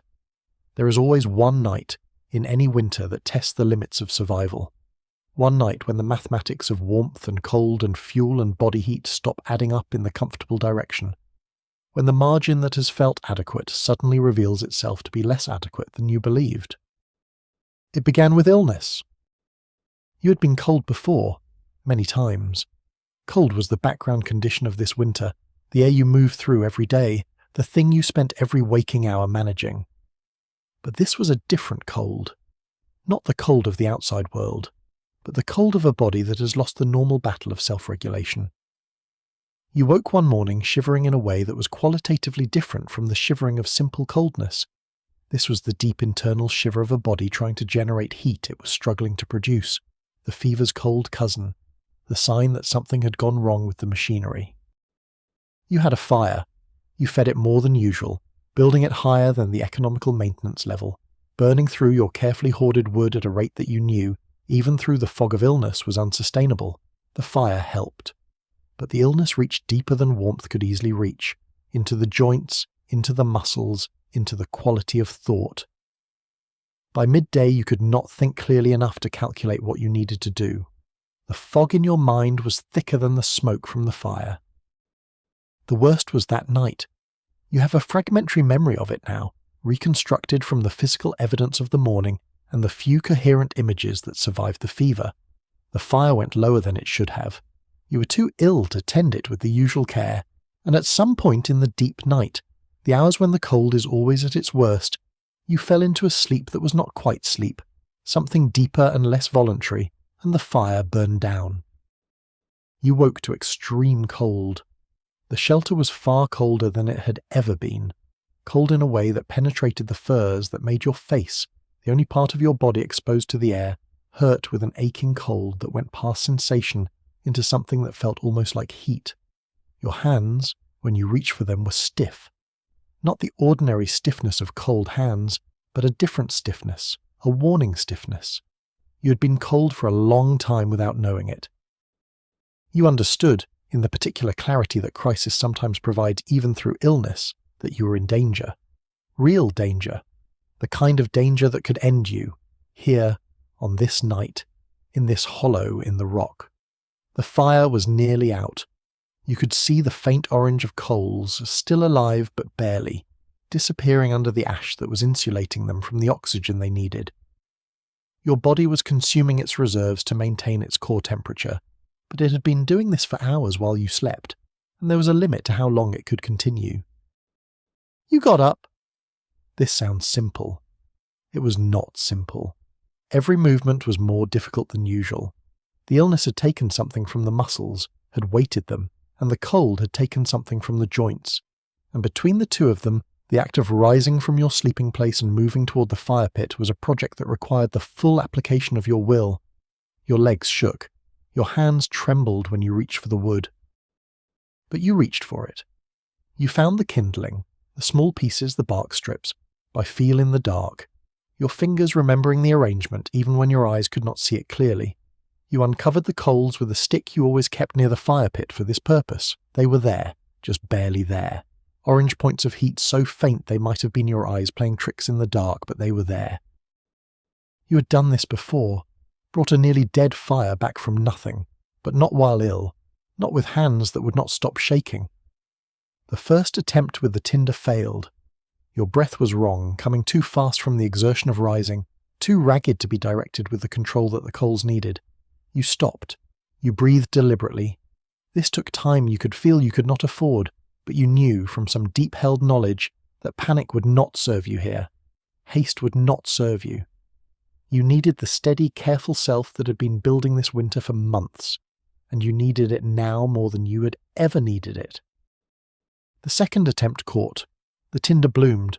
Your hands fed it to the fire pit with a care that surprised you, surprised the part of you that was watching, that was aware of how sick you were, that knew what was at stake. You fed the fire with the methodical deliberateness of someone who has spent a winter, learning that fire requires patience, that you cannot hurry it, that the relationship is on the fire's terms, not yours. The fire grew, slowly, agonizingly slowly, but it grew, and as it grew, you fed it.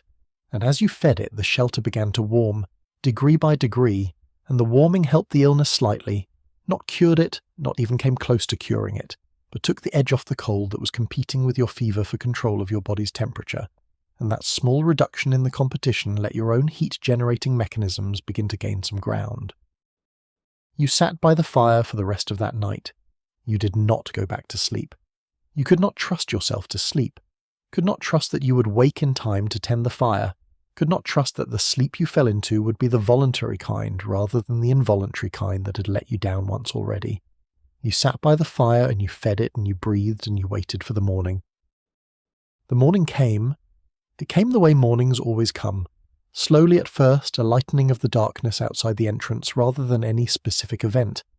The black becoming grey, the grey becoming a pale and wintry light. You watched it happen from your position by the fire, too tired to move, too relieved to sleep. The illness lasted 4 more days, but it did not reach the depths of that one night again. You ate what you had, not enough, but something, and you drank water and you kept the fire going and you slept in short intervals, waking yourself every time you felt sleep getting too deep, feeding the fire and then lying back down. By the 4th day you could walk to the entrance and look outside without the world tilting. By the 6th day you felt yourself again, diminished, lighter, the illness having burned through something it had found in you, but yourself. What did you learn from this? What do you carry forward from the one night when it almost ended? You learn that the margin is real, it has an edge. You can stand close to that edge and feel the air from the other side of it, the cold, absolute air of the place where the fire goes out and the body follows, and then you can step back. But the edge is there. The margin is not endless. You learn that the instincts are reliable. In the worst moment of that night, sick and cold and barely coherent, you still got up. You still reached for the wood. You still performed the actions you had rehearsed so many times that they had become deeper than thought. Not the decision to act, but the action itself, automatic and faithful, operating below the level of whatever the illness had compromised. The body knew, the hands knew. Whatever it is that makes a person get up rather than give up, it was present even then. You learn that the preparation matters. The wood you had stacked, the tinder you had organised, the coals you had banked with such care night after night, all of it was there when you needed it. The preparation was not wasted. The preparation was precisely what the night of illness required, and because it was there, you had what you needed in the moment when having it was the difference between everything and nothing. And you learn something else, something harder to articulate, that survival is not a permanent state. It is not something you achieve and then possess forever. It is something you do, over and over in every moment when the choice between effort and surrender presents itself. The survival of that night was not different in kind from the survival of every other night. It was simply the same choice, made under more difficult conditions. You tend the fire, you eat, you sleep, you wake and tend the fire again. The winter continues, you continue. and the day that you understood could have been the end of you becomes instead another day in a winter that has not yet ended. Just another day, just another night, just the ongoing fact of your presence in a cold world that has not yet managed to end you. The stars are your only consistent company that does not require anything of you. The fire requires feeding, tending, watching. The animals of the landscape require reading, interpreting, the constant application of attention. The landscape itself demands navigation, management, the physical intelligence of a body moving through terrain. But the stars require nothing. They are there or they are not, depending on the clouds, and when they are there, they simply are, doing what they do at a scale so large that your presence or absence beneath them makes no difference whatsoever. There is something restful about this, about being noticed by nothing, watched by nothing, relevant to nothing, in a sky full of light that has been travelling toward you for distances so great that the numbers have no meaning. You lie on your back in the shelter entrance on clear nights and look up, and the stars look back, or they do not look back, which amounts to the same thing in terms of the experience, because what you feel is their presence, not their attention, and presence without attention is one of the rarest and most peaceful things there is. You have been watching these stars your entire life. You were born under them. Every night you have ever experienced has been framed by them, and in the way that things become familiar through repetition, they have become part of the furniture of your existence. Background, reliable, there. But this winter, with so little else to occupy the long dark hours, you have begun to watch them differently, more closely, with the patience that solitude has built in you over months of practice. You notice things you had not noticed before, or had noticed without attending to. The way certain bright stars rise and set at consistent times, giving you landmarks in the night. This star appears at the eastern horizon about 2 hours after dark. That cluster sets in the west a few hours before dawn. You have always used these patterns for rough navigation, but now you find yourself tracking them more precisely, noting the small changes from night to night, the slow drift of the sky through the weeks that indicates the turning of the year. And there is the turning of the year. You feel it first in the stars. The sky looks different than it did at the beginning of winter. The same stars in slightly different positions at the same hour of the night, which tells you, in the same way the light told you autumn was coming, that time is moving, that the winter is moving, that the stars are tracking a progression that eventually leads somewhere other than here. How do you understand the cosmos on this night 60,000 years ago?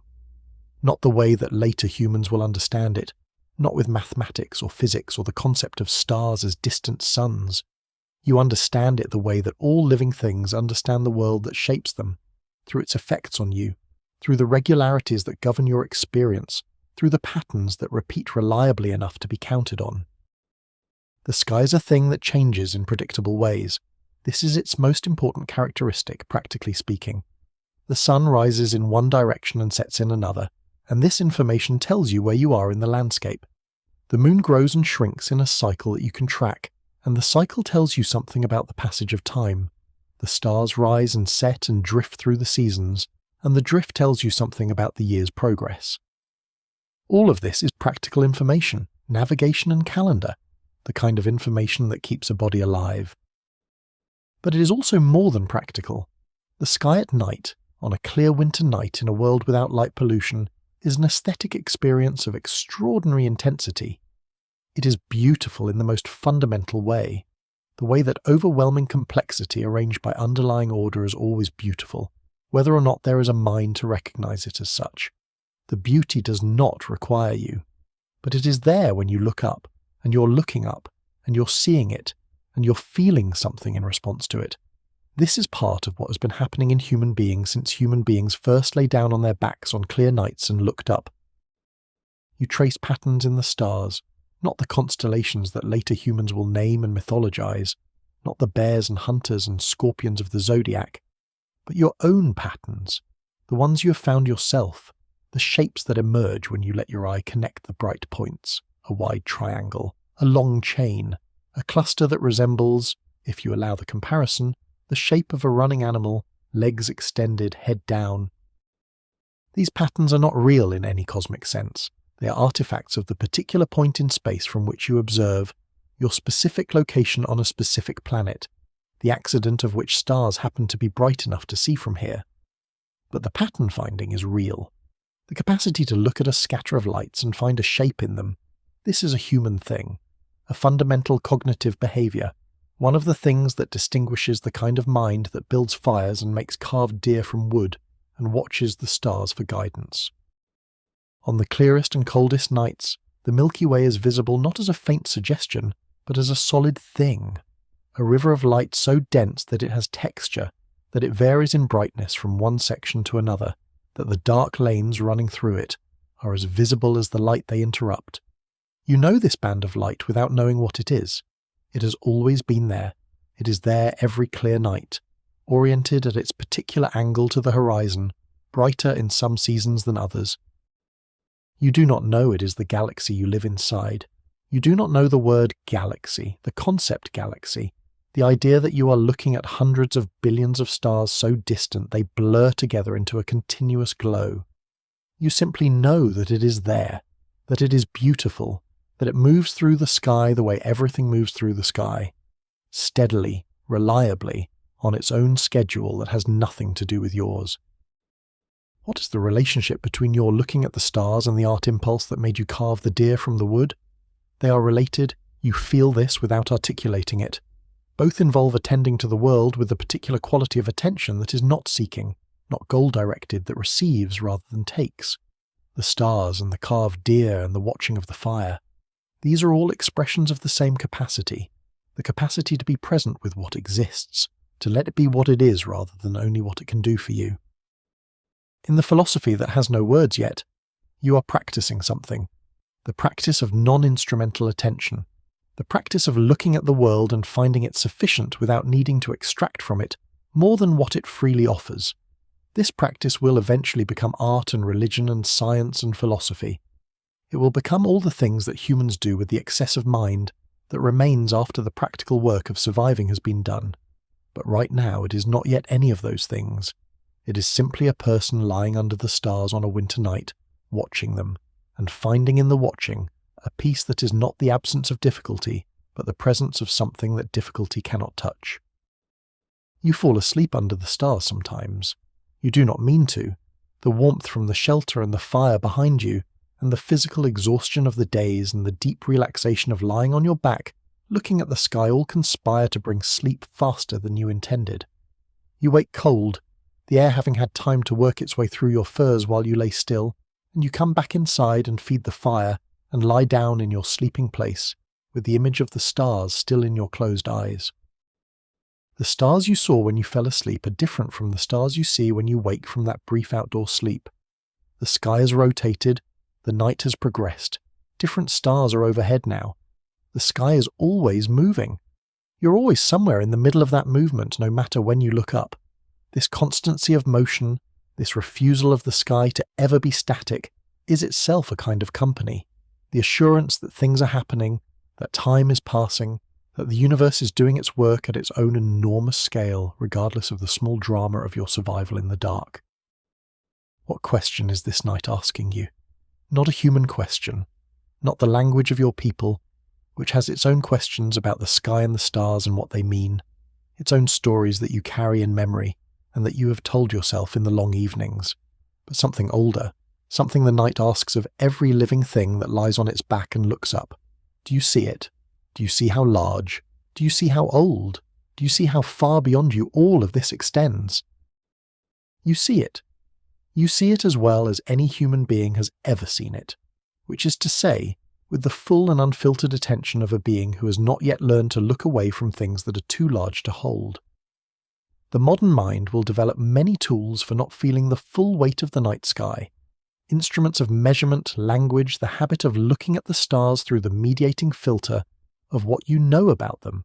But you have none of these yet. You have only the sky and your eyes and the particular quality of mind that solitude has built in you over months of living close to the cold and the fire and the dark. You look at the stars. They look back at nothing, being not eyes but light. And in the space between your looking and their not looking, something happens that is neither practical nor explicable, but that will be repeated by human beings under every clear night sky for the next 60,000 years, until the last human lies under the last clear sky and looks up and feels it. Whatever it is, the thing that the night sky does to a human mind that is paying attention. The thing that is not comfort exactly, not peace exactly, not understanding exactly, but that contains all three and is something else besides. You breathe, the stars wheel, the winter is long, and it is enough to be here under all of this alive. The first sign was sound. You'd grown accustomed, over the months of winter, to a particular quality of silence.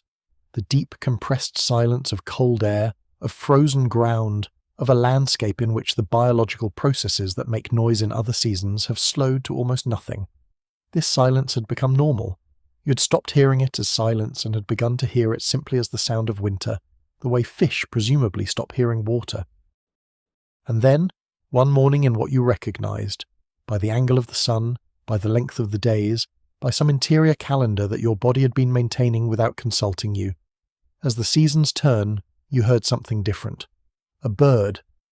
Not the chickadee that had been with you all winter, not the sparse percussion of woodpecker, or the distant honk of geese moving somewhere overhead, but a different bird, a bird singing. Not the single functional notes of winter birds, the chips and alarms and location calls of birds going about their necessary business in the cold. A song. Sustained, melodic, apparently purposeless in the strictly functional sense.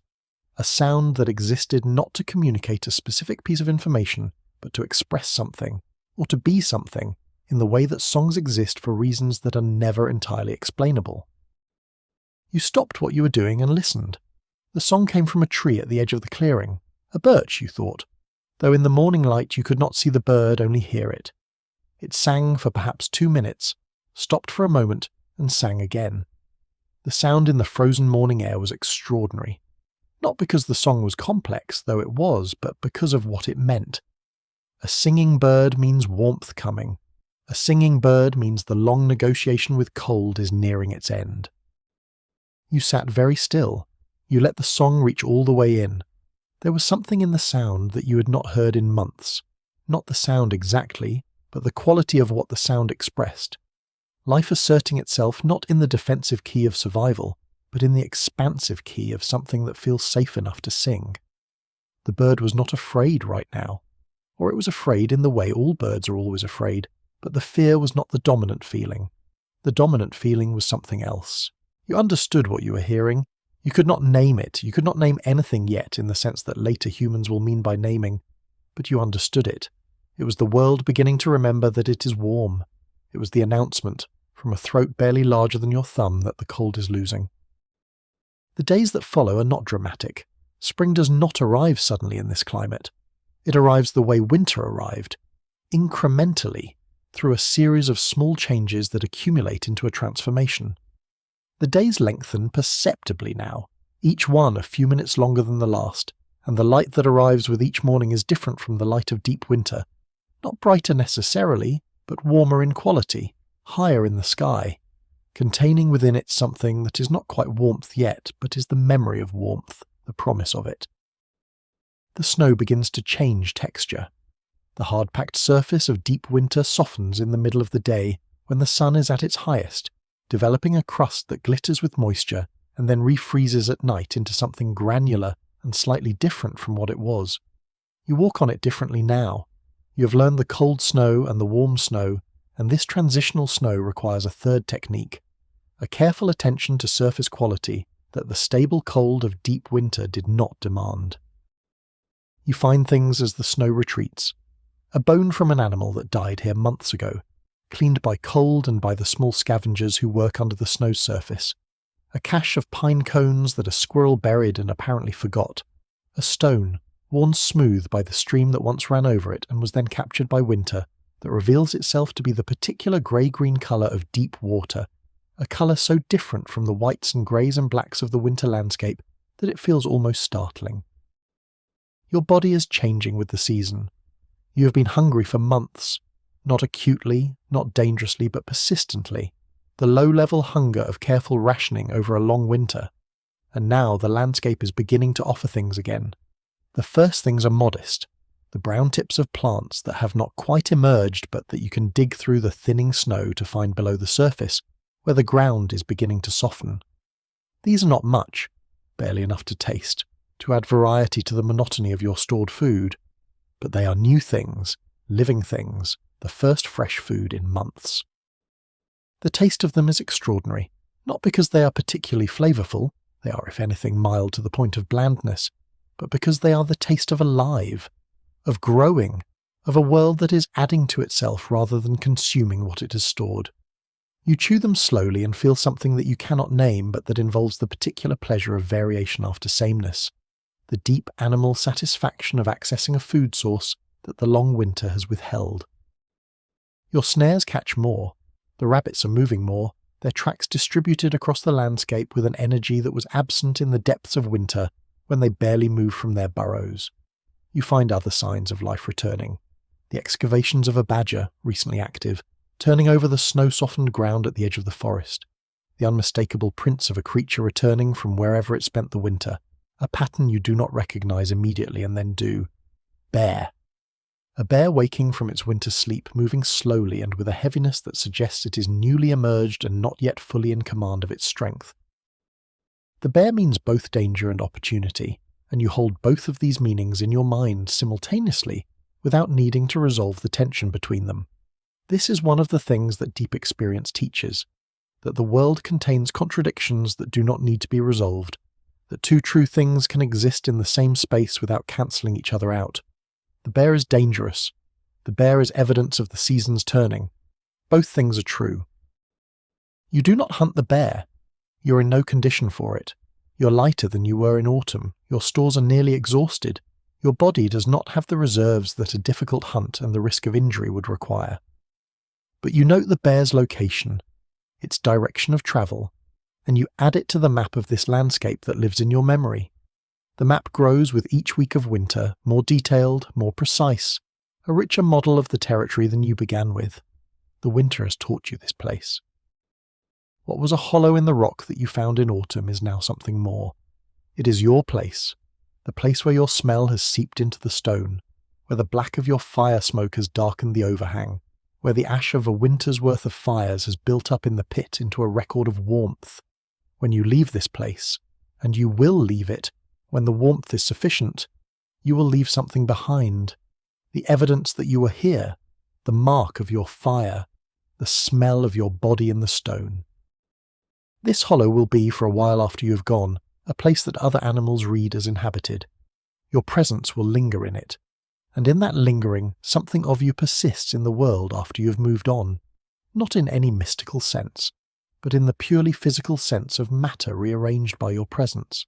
The smoke that has blackened the overhang, the bones of the animals you ate piled at the back of the shelter, the ash, the stone with the deer carved on it, which you will take with you because it is yours, but the hollow in the stone where you worked at it will remain.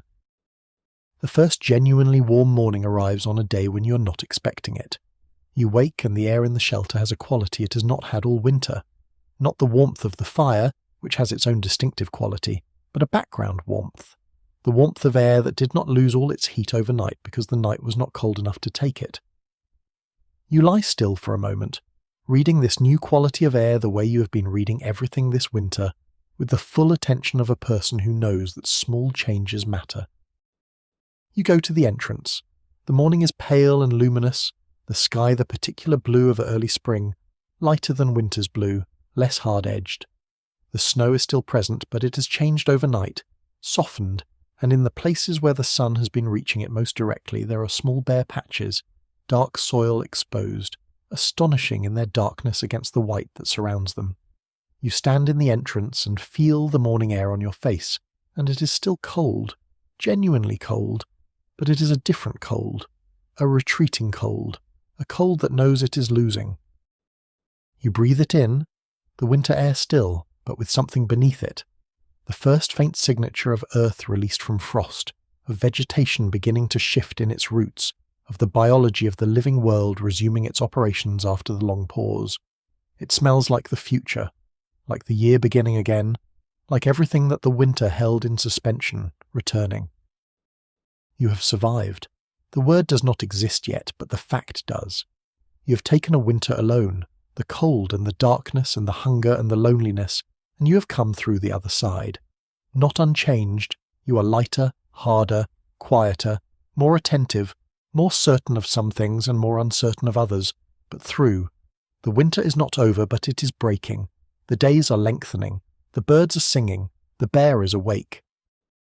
And you are here, still here, the fire burning behind you, the first pale spring light on your face, the whole long arc of the winter behind you, and the spring ahead. You breathe out slowly into the warming air, and somewhere in the forest, that small bird sings again. The last fire of winter burned differently from all the others. You did not know when you lit it that it would be the last. You never know this in advance. You never know in advance which fire is the last fire of winter, which morning is the morning when the season has genuinely changed rather than simply paused. But this fire, which you lit on an evening in early spring when the temperature was mild enough that you did not actually need a fire for warmth, had a quality you noticed only afterward. You were not building it to survive. You were building it because you wanted to, because fire, by this point, was not only a tool of survival but something else, a habit, a companion, a choice. You sat by it that evening and let your mind go where it wanted, without direction, without the discipline of focus that the winter had so often required, and what your mind went to, without being sent there, was the winter itself, the specific moments of it, the first frost, the storm, the illness, the night of the wolf tracks, the carved deer which sat in your palm now, smooth and small and somehow more finished looking in the spring firelight than it had seemed when you made it. What do you keep from a winter like this? Not as an abstract question, you're not asking it abstractly, but in the literal sense. What knowledge, what habit, what alteration in the structure of who you are do you carry forward from these months? The first thing is the most practical. You know this place now. You know it in the deep way that comes from having moved through it in every kind of weather, at every time of day and night, from having read its animal tracks and its plant communities, and its water sources and its shelter possibilities, and its hazards over and over until the knowledge is embedded not in memory, but in the body. You know where the ground goes soft. You know which slopes the snow melts from earliest. You know the tree that the owls favour. You know the route the wolf walks. This knowledge is portable. It cannot be transferred directly to someone else. It must be acquired through the same process that you acquired it, through presence and attention over time. But it is yours now, in the most secure way that knowledge can be yours. You could not lose it if you tried. It is in your muscles and your reflexes and your navigational instincts, and it will be there the next time you come to a new place, and begin, slowly, to learn it. The second thing is harder to name. A quality of confidence that is different from the confidence you brought into the winter. The confidence you came in with was the confidence of competence. You knew how to do the things that needed to be done, in the way that someone who has learned their skills well knows they can perform them. The confidence you carry out of the winter is something else. The knowledge that you have been tested at the limit and have not failed. That the things in you that matter, the will to get up, the capacity to manage the body's signals, the deep patience of long attention, were there when you needed them, and are therefore reliably there. You do not feel invulnerable. You know better than that. The winter taught you explicitly, in the night of the illness, that the margin is real, and that you can be brought close to its edge. But you know that close to the edge is not over the edge, and you know that you have the resources to pull back from it. This knowledge is not boast. It is information. It changes how you will approach whatever comes next. The third thing is the internal life. The vividness of the memories, the habit of close attention to small things, the conversations with the world that solitude taught you to hear. These did not end when the birds started singing, or when the first bare soil appeared through the thinning snow. They are habits now, grooves worn in the mind by months of practice. You will be noisier soon, back among people, and the noise will partly fill these channels, but they will not close completely. You have made paths in yourself that will still be there when you walk them again. What does the winter give the world? This is a different question, not what it gives to you, but what it gives through you to everything that comes after. You do not know that there are 60,000 years of human civilization waiting on the other side of your survival. You do not know that the DNA you carry, with its particular combinations of stubbornness and fire-making instinct and pattern recognition and social memory and the deep capacity to endure, will be replicated in billions of human bodies across thousands of generations. You do not know that the knowledge you carry about shelter, about fire, about how to read a winter landscape, about how to be hungry without giving up, will pass forward in an unbroken chain of teaching and learning until it is recorded in libraries and eventually, much later, in the servers that hold this story. You do not know any of this, but the fact that you survived means all of it becomes possible. Every human being alive at the moment this story is being told to you, every one of them, without exception, is descended from someone who survived. Not all survivals were as dramatic as yours. Most survivals are undramatic. Ordinary persistence through ordinary difficulty, the unremarkable fact of continuing. But all of them contributed. All of them mattered. All of them are links in the chain that led to you. The fire burns lower. The spring evening is cooling, but not too cold. The cold has gone past the point where it comes back on a single night's turning. You add a small piece of wood, more from companionship than from need, and the fire accepts it and settles back into its steady burn. What are you now at the end of this winter? You're lighter, as already noted. The winter-burned weight that you will replace quickly once the food is available again. You're harder in the hands and feet. You're quieter in the mind. Not diminished, but more selective, having learned the cost of unnecessary thought in a context where all resources had to be managed. You're more patient. The deep patience of someone who has sat by a fire for 100 nights and watched it burn and learned from watching that the things that need to happen will happen if you give them time. You carry the carved deer. This small thing, this representation of a deer made from a piece of a dead birch, shaped by stone tools and hands, and the particular impulse that has no survival justification, but that exists anyway, that has always existed in human beings and may be older than language. You carry it. It is not heavy, it weighs almost nothing, but you carry it. In the days that follow, you begin to prepare to leave, not because the hollow in the rock has failed you, it has served you remarkably well, but because the spring draws you toward movement, toward the expansion that the winter contracted. You are a human being in a warm season, and warm seasons invite ranging, exploring, seeking the people you came from or the people you have not yet met. You bank the fire one last time on the last morning, not because you will tend it tomorrow, you will not be here tomorrow, but because it seems right, because you cannot leave a fire that is still burning, not even if you are leaving for good. The fire needs to be properly cared for at the end, the same as at every other end. This is courtesy. This is the respect that one warm thing owes to another. You leave the shelter in the early morning before the sun has fully risen, with the pack on your back heavier than when you arrived, not with stored food which you have eaten, but with the accumulated material of a winter well spent. The furs, the fire-making kit, the carved deer, the snare lines coiled neatly, the various small things that have proven useful and that you have therefore kept. You walk out of the hollow and onto the soft ground of the spring morning, and you stop and look back at the shelter that kept you through the winter. The overhang is dark with smoke. The entrance is smaller than it looked in autumn, or perhaps you have simply grown, in some non-physical sense, larger than you were. The ash of the final fire is still faintly warm if you held your hand over it. You turn away. You face the direction you think the people went, the direction that feels right in the complicated way that instinct works, the combination of memory and air quality and bird patterns, and the slope of the ground and 100 other signals that your body reads more reliably than your mind. You begin to walk. Behind you, the hollow in the rock stands empty.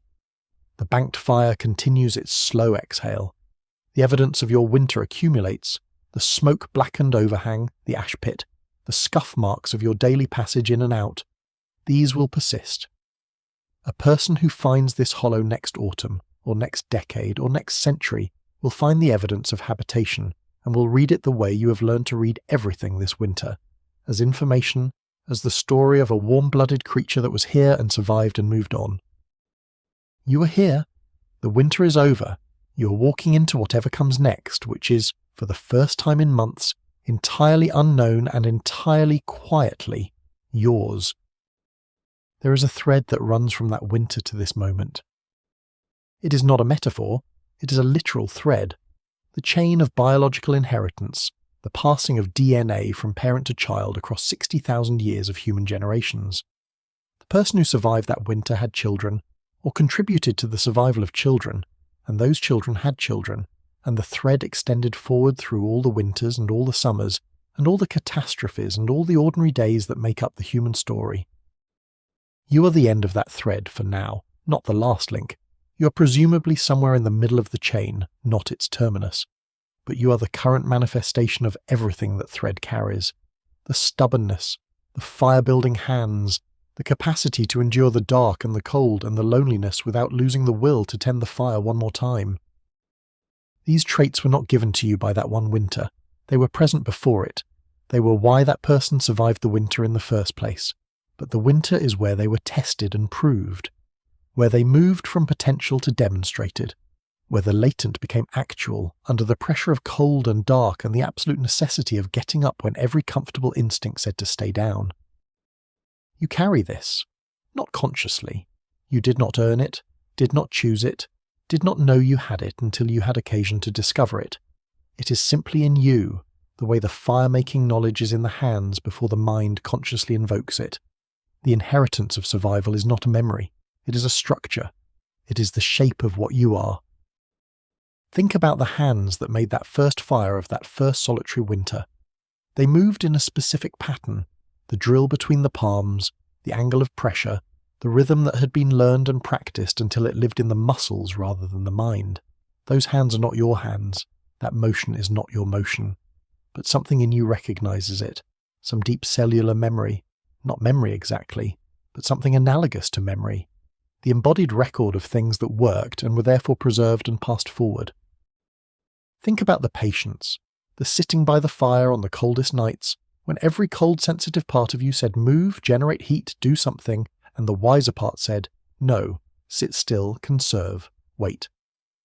That patience is not something that person invented. It was in them the way it is in you, as a capacity, available to be activated by the right circumstances, present but latent until the winter called for it. Think about the making of things, the carved deer, the small object with no survival function, made for reasons that cannot be fully explained, kept because it meant something, carried out of the winter into whatever came next. This impulse, to represent, to make, to take the raw material of the world and shape it into something that corresponds to an internal image, this is in you too. It is why you are listening to this story, why stories exist, why human beings have never, in all of the time we can trace, been content with merely surviving. They survive, and then they tell each other about it. They make things, they find patterns in the sky, they sit by fires and think about the people who sat by fires before them. The fire you make tonight, if you make a fire tonight, if you light a candle, if you turn on a lamp, if you place any source of warmth and light in the darkness, is related to the fire that was built 60,000 years ago in a hollow in the rock by a person whose name we will never know. Not mystically related, physically related. The same phenomenon, the combustion of carbon compounds, controlled and maintained by a human being for the same fundamental purposes. Warmth, light, the reassurance that the dark is not absolute. You have been lying somewhere warm while this story was told to you. You may have been aware of this, and may not. The warmth of the body's resting place is one of the things that becomes invisible through familiarity, like the wall of a room you have been in long enough, but the warmth is real. The warmth is the answer to the cold that that person faced in that winter, the solution that the species has been refining across 60,000 years of winters. Every technology of warmth, the thick furs, the fire, the stone shelter, the banked coals, the carved wooden deer held for company in the night, has been improved upon, refined, elaborated, until the warmth available to you now is so reliable and so complete that the cold it answers is almost unimaginable. You do not need to know how cold it was to feel safe. You do not need to check on the fire. The warmth will be there in the morning. This is the inheritance. This is what that winter gave forward, the knowledge that the cold can be answered. Not easily, not without cost, not without the careful husbanding of resources, and the willing expenditure of effort, but it can be answered. The fire can be built, the shelter can be found, the food can be managed, the long night can be endured, and the morning always comes. The morning always comes. This is not a philosophical statement. It is a fact established over billions of repetitions, the most reliable fact in the experience of any organism that has ever lived on the surface of this planet.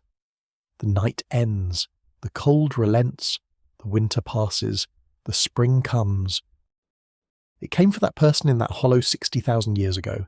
It will come for whoever faces the coldest night of their own life.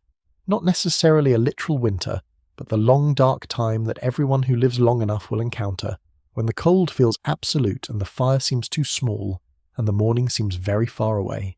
It will come. The morning always comes.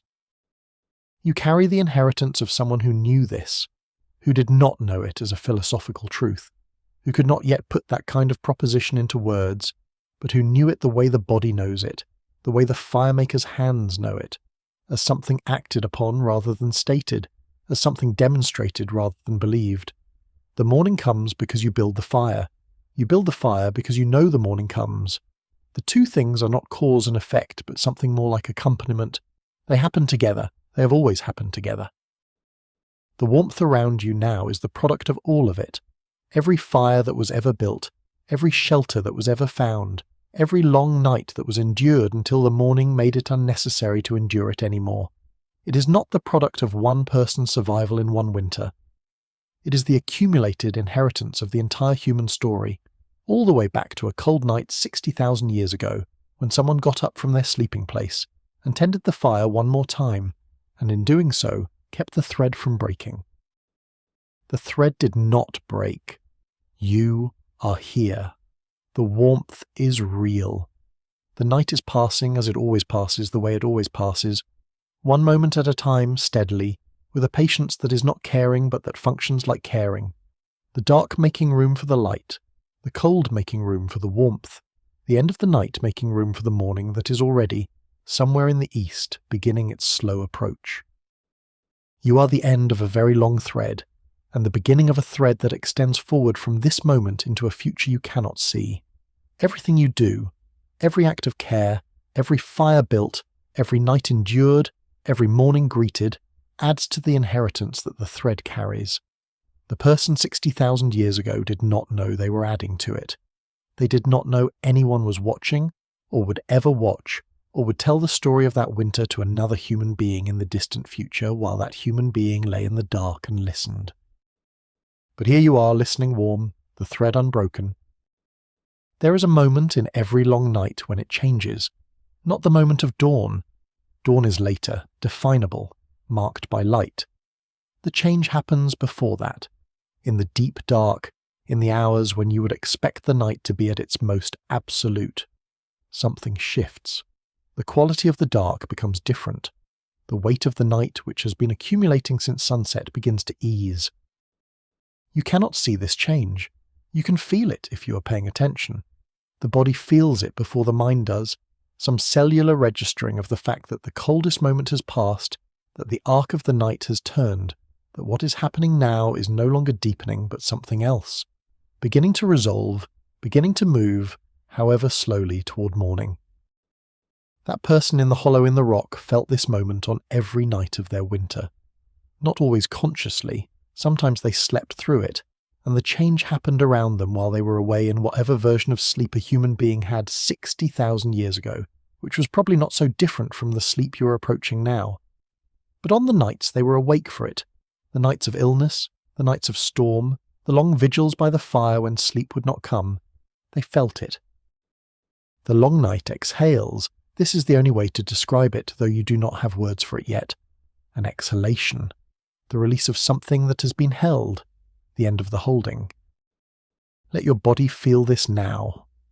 Whatever you are holding, the tension of the day, the weight of the week, the accumulated small stresses of being a living person in a complicated world, let it begin to go. Not all at once, not with any effort, but in the same way that the night's turning happens, gradually, naturally, without decision. Your shoulders can be a little heavier, your jaw can be a little looser, The muscles around your eyes, which have been doing the work of being eyes all day, can release now because there is nothing left to see tonight. The hands can open, the breath can slow. All of this is already happening. Your body knows how to do this without being told. It has been doing it every night of your life, longer than you can remember. It knows the way home to sleep. The fire in the hollow in the rock is burning at its lowest sustainable level. The coals are deep and steady, covered in ash, giving off a warmth that is enough. The temperature in the shelter is not warm, but it is warm enough, that precise margin that the body can sustain, that fine line between the cold that deepens into danger and the warmth that allows the vigilance to ease. You are in that shelter. You have always been in that shelter, in the sense that you carry it with you. The warmth, the fire, the rock at your back that holds the heat of the day's burning. You have always had this. You are descended from people who found this, who built this, who kept the fire burning through the nights too cold to count, who handed the knowledge forward in the particular way that humans hand knowledge forward. Not written, not always spoken, but demonstrated, embodied, lived. The night outside is the same night it has always been. Cold, vast, full of the sounds of the world going about its own purposes without reference to you. The wind, if there is wind, moves through the trees the way it always has, which is to say, without knowing you are there, without caring, without malice or comfort. The cold is simply cold, doing what cold does, which is to draw heat toward itself. The darkness is simply the absence of light. And inside there is warmth. Inside there is the low, steady breath of someone who has endured, and is still here, and is letting the night pass at its own pace. Because the night always passes. Because the morning always comes. Because this is the thing that the long thread of human experience carries forward most fundamentally. The knowledge that endurance works. Not always immediately, not always painlessly. Sometimes endurance costs things that cannot be recovered. Time, health, years that cannot be returned. But it works. The person in the hollow in the rock is evidence that it works. And you are evidence that it continues to work. That the survival of one cold night 60,000 years ago rippled forward through an unimaginable chain of lives and choices and endurances and mornings until it arrived here, at this moment, with you warm and breathing and on your way to sleep. Let the story carry you the rest of the way. This is what stories are for, not just to inform, not just to preserve memory, but to do the work of the fire, the work of the banked coals in the ash, to provide, in the long dark of whatever night you are in, a warmth that holds you until morning. You do not need to do anything. You do not need to understand anything. You do not need to remember any of this in the morning, or take from it any lesson, or carry it forward in any deliberate way. It is already in you, the way it has always been in you. The inheritance, the thread, the knowledge that the fire can be built and the night can be endured and the morning will come. The shelter is warm enough. The fire is tended. The cold outside is doing what cold does, and inside, in the margin you have made, in the small warmth you carry by virtue of being alive, and descended from people who are alive, and who learned to sustain that life through the long winters, in that margin, you're safe. Let your thoughts move as they want to now. The story has been told. The winter has passed. The person who survived it has walked out into the spring, and into whatever came next, carrying the carved deer and the fire-making kit and the months of learned patience, and they have continued, and so have all the people who came after them, and so have you. The dark is passing, though you may not feel it yet. The turning that happens before dawn is already in motion, the long, slow arc of the earth completing another of its countless turns, the light that is not yet visible but that is already there on the other side of the planet, already warming the part of the world where it is already morning. Your breathing is slow. Your body is heavy in the good way, the way it gets when the muscles have done their work and the weight of the day has been given to the surface beneath you, and the surface has accepted it. The warmth is around you and in you, and the night is doing what the night does, which is passing. 60,000 years ago, a person lay in a shelter made of rock and fire and thought something equivalent to what you are feeling now. The permission to stop, the warmth, the fire, the knowledge that nothing more was required tonight, that the work was done, that the morning would handle what the morning needed to handle. They were right, and the morning came, and they were there to meet it. Rest now. The fire is burning. The cold is held. The morning is on its way. There is a kind of knowledge that lives below thought. It does not announce itself. It does not arrive with explanation or context or the sense that you are learning something. It simply accumulates, the way ash accumulates at the base of a fire, gradually, invisibly, until one day you realize the depth is significant. By the time the deepest cold of your solitary winter arrived, you had been building this kind of knowledge for months. You had been building it, in fact, for years before that. Every winter you survived in company, every fire you made, every shelter you found or constructed, every night you endured, and every morning that followed was adding to the depth. The winter alone was not where the knowledge was built. It was where it was tested, where the depth became apparent. The body's memory is a different thing from the mind's memory. When you try to remember something consciously, the face of someone you have not seen, the path you walked 2 seasons ago, the particular moment when you learned a new skill, you are reaching into a storage system that requires effort to access, that can fail or distort or misplace the thing you are looking for. The mind's memory is fallible, imprecise, shaped by desire and fear, and the narrative pressure to make sense of experience. The body's memory does not work like this. It is not stored in a place you reach into. It is the reaching itself, the movement of the hands, the angle of the body, the rhythm of a practiced motion that exists in the muscles and tendons, and the neural pathways that connect them. You do not access it, you express it.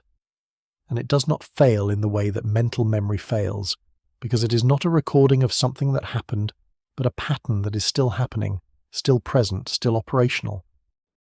The fire making is the clearest example. When you take up the drill and hearthboard, you're not remembering how to make fire. You're making fire in the same way that you're always already making fire every time you take up the tools, because the knowledge is in the act, and the act is not separate from the knowing. You cannot be uncertain about how to do it in the way that you can be uncertain about a piece of information you are trying to recall. Uncertainty about the process would be expressed in the hands, in a grip that is slightly off, a pressure that is slightly wrong, not in the mind. This distinction matters in a winter like yours because the mind can be compromised in ways the body cannot. When the illness came, your mind became foggy. The thinking that normally happened quickly and clearly became slow and unreliable. The capacity to plan and calculate and weigh options reduced. But your hands still knew what to do. Your hands still performed the fire-making ritual with the same reliability they had always had, because the ritual lived in the hands, not in the mind that was temporarily unavailable. What else does the body know? More than you might expect. It knows which plants are safe to eat, not through conscious botanical knowledge, but through the accumulated experience of eating and not being ill, eating and being ill. The body's own feedback system that has logged thousands of meals and their consequences. It knows the difference between the sound of a stream that is safe to cross and a stream that is not. Something in the pitch of the water, the depth of the sound, that registers as caution or confidence before any conscious calculation has been done. It knows the weather. Not perfectly. Nobody knows the weather perfectly, and the pretense of perfect weather knowledge is one of the things that kills people who are overconfident about it. But it knows the change in air pressure that precedes a storm. It knows the quality of cold that means the temperature will drop further versus the quality that means it will hold. It knows the smell of incoming snow and the smell of a thaw, and it knows them before the mind has been consulted. You are, in the deepest winter, almost entirely body. The mind is present, it plans, it calculates, it worries, it wonders. But the decisions that matter are made in the hands and the feet and the skin, in the immediate feedback loops of sensation and response that do not need to pass through the slowness of conscious deliberation. This is not a primitive state, it is an ancient and efficient state. The state that the body evolved for over millions of years of animals needing to respond to cold and heat and hunger and danger faster than thought allows. The modern human experience has moved so far from this state that most people encounter it only in extremity. In the rare moments of physical crisis when the body takes over completely, and the conscious mind watches from a kind of observatory, noting with surprise that the body knows what to do, athletes describe this, surgeons describe it, people who have been in accidents describe it, the moment when the doing and the knowing merge completely, when the self and the action are the same thing. Your winter was a prolonged version of this. Not because you were constantly in crisis, you were not. Much of the winter was quiet and routine, but because the body was always engaged, always relevant, never merely a vehicle for a mind that was doing the real work somewhere above it. The body was the work. The cold was talking to the body and the body was answering, and the mind observed and participated, but was not the primary site of the conversation. In the evenings, when the work was done and you sat by the fire, the body settled into a kind of knowing rest that is different from the rest of unconsciousness. The muscles eased but remained available. The attention relaxed but remained present. You were in the world in a way that felt in those quiet moments complete, not needing anything that the moment was not providing, not reaching toward any state other than the one you were in. This is what the body knows, the present, not the past which the mind holds in memory, and not the future which the mind projects in imagination. The body knows the temperature of this air, the weight of this darkness, the warmth of this fire, the sound of this wind. It knows the world as it is, right now, in this moment, with a precision and fidelity that the mind's representations of the world never quite achieve. This knowing is what kept you alive, not the strategies you devised, not the plans you made, not the accumulated store of conscious knowledge you brought into the winter. Those mattered, but underneath them, more fundamental and more reliable, was the body's continuous, present, faithful apprehension of the actual world, what the cold was doing right now, what the fire needed right now, what the darkness held right now, what the next moment required. You sit in your shelter as the winter deepens and feel this knowledge in the way that it exists to be felt, not as information but as presence, as the simple fact of being in a body that is in a world, attending to the world with the full equipment of a human animal's perception. Your skin tells you the temperature, your ears tell you the wind, your nose tells you the smoke, and beneath the smoke the particular combination of cold and earth and distance that means the storm is close. You are not thinking about these things. You are knowing them. There is a difference. Thinking about cold creates a representation of cold in the mind, a word or a concept or an image that stands in for the actual sensation. Knowing cold is the actual sensation, present and immediate, not standing in for anything because it is the thing itself. The winter teaches you to know things in this way, not to think about the world, though you think about it plenty in the long evenings, in the sleepless nights, but to know it, to be inside it rather than at a remove from it, formulating representations. The world is cold, the fire is warm, the night is long, the morning will come. You know all of this. You know it in the body, the way the body always knows the world it is in, immediately, finally, without mediation. And what the body knows, the body remembers, not in the way the mind remembers, which can fade or distort. The body's knowledge persists as long as the body does. Every fire you make after this winter will be made with the same hands that made fire through this winter, and those hands will carry the winter in them. The particular adjustments learned in the cold, the small modifications to the technique that the cold forced, the efficient movements that months of practice in low temperatures crystallized into something permanent.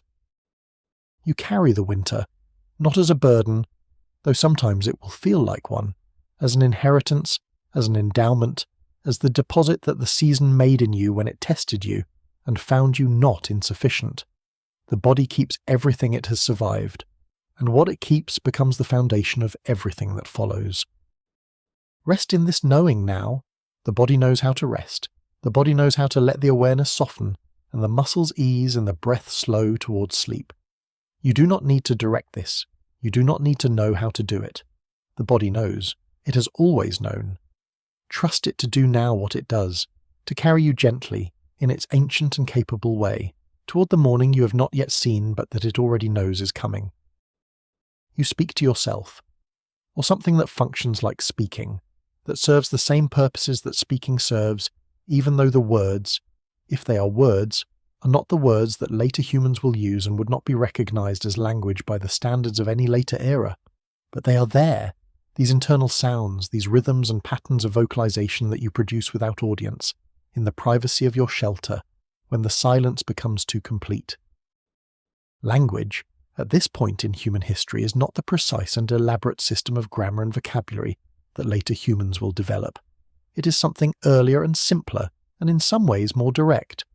A system of sounds that communicate meaning, that express states of being, that carry information from one mind to another, but that have not yet been organized into the fully arbitrary and conventional system that language will eventually become. You have words, in some sense of that term. You have names for things. You have sounds that mean danger, come here, food, water, fire, cold, stay away. But in solitude, these sounds have no one to travel to. The communication system is present but has no receiver. And what happens to language, or the proto-language, the predecessor of language, when there is no one to receive it? What happens to the drive to communicate when communication has nowhere to go? It turns inward. It becomes something like thought. The sounds that would have been directed outward in company are instead directed at yourself, at the interior space, and in being directed inward they become the running commentary, the internal narrator, that modern human beings recognize as the voice in the head, the continuous flow of self-directed speech that most people experience as thinking. Whether this internal voice is older than language or younger, whether it preceded external communication or developed from it, is a question that cannot be answered from the evidence available.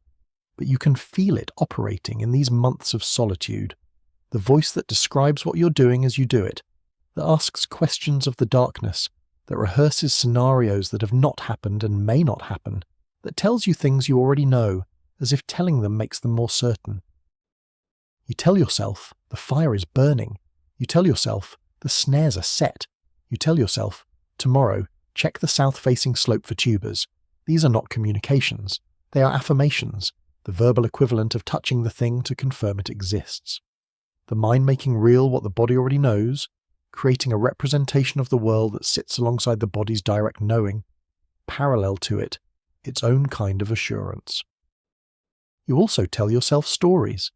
This is perhaps more surprising, not the functional self-narration of daily tasks, but something more extended, more shaped, more deliberately constructed. You replay events from before the winter. You inhabit them again, building them from the inside, living them in a different mode than the mode in which they originally occurred, more slowly, more completely, with the attention of someone who has time and inclination to examine what happened rather than simply move through it. These replayed experiences are not memories in the simple sense of neutral recordings. They are recreations, and in the recreating they become something slightly different from what they were. Details are added, details that may or may not have been present in the original, but that feel true, that fit, that complete the image in ways the original was perhaps incomplete. Meanings are found that were not apparent in the moment.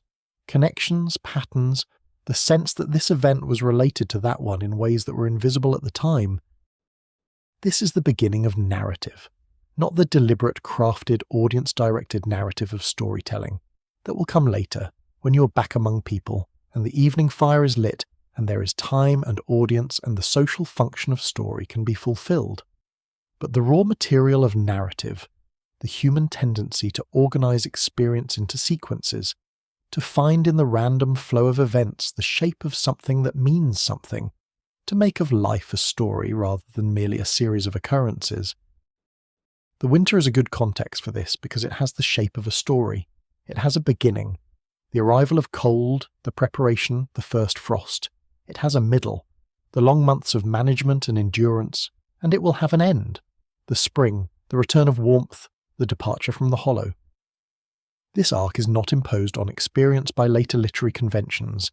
It is the actual arc of the season, the biological reality of winter, which has a structure that human experience inhabits rather than creates.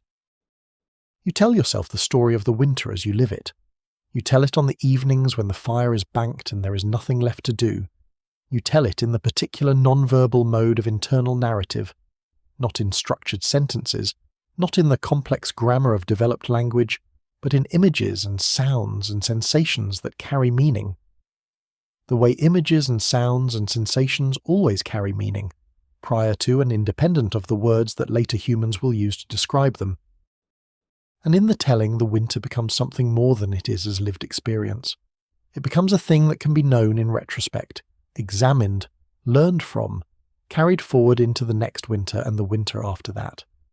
Narrative is memory's architecture. The events of the winter, stored without narrative, would be accessible but not organized, a pile of recollections rather than a building you can move through. The narrative gives them structure, makes them traversable, makes the knowledge extractable in the systematic way that knowledge needs to be extracted for it to be useful. The language before language does something else too. It provides company in the particular way that the internal voice is always company. Imperfect, self-generated, unable to surprise you in the ways that another person can surprise you, but present. The voice talking to itself is not alone in quite the same way that pure silence is alone.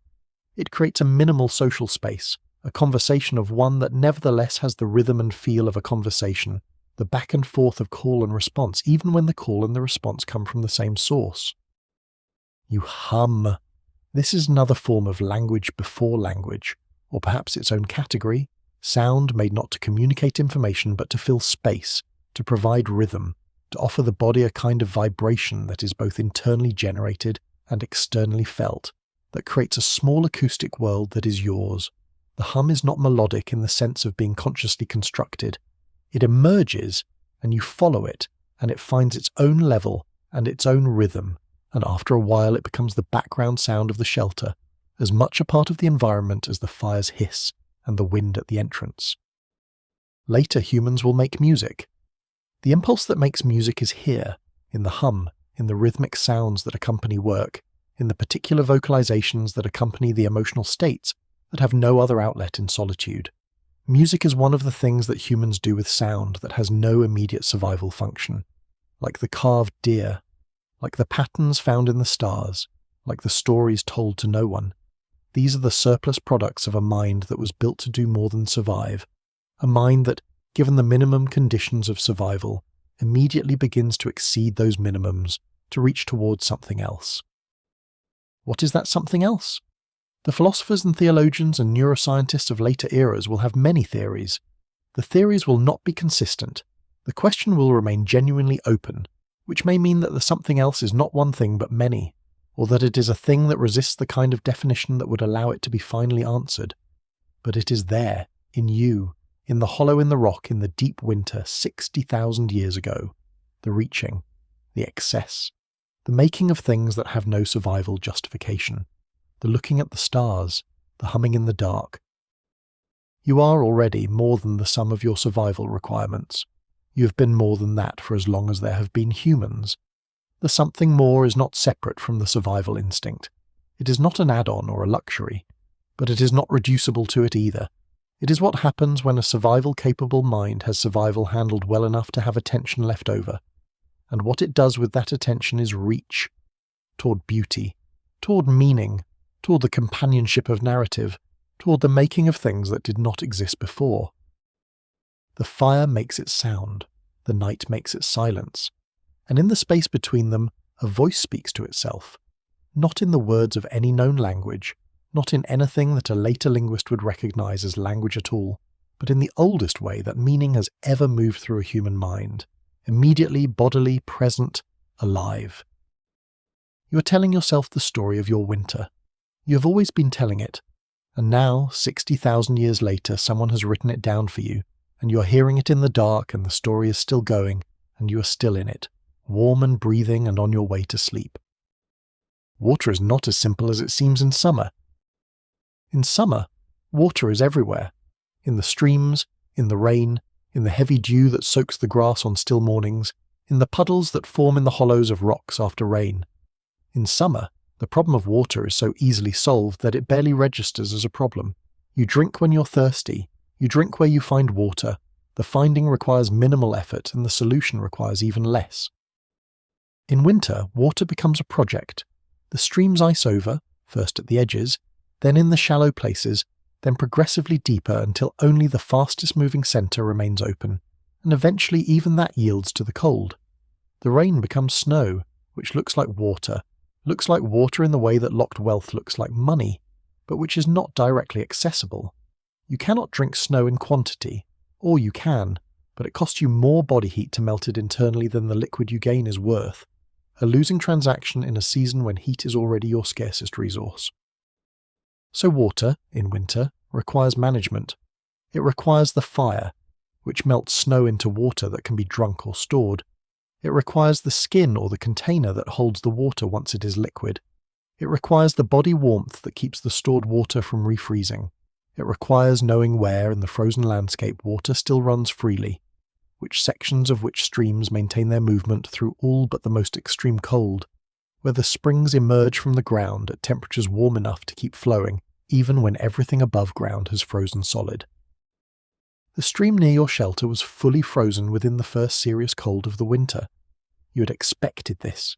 You had watched it freeze day by day, the ice advancing from the edges inward, the sound of the water changing as the surface narrowed, dropping in pitch as the fast water was constrained into a smaller and smaller central channel, until one morning you went to drink and found nothing moving.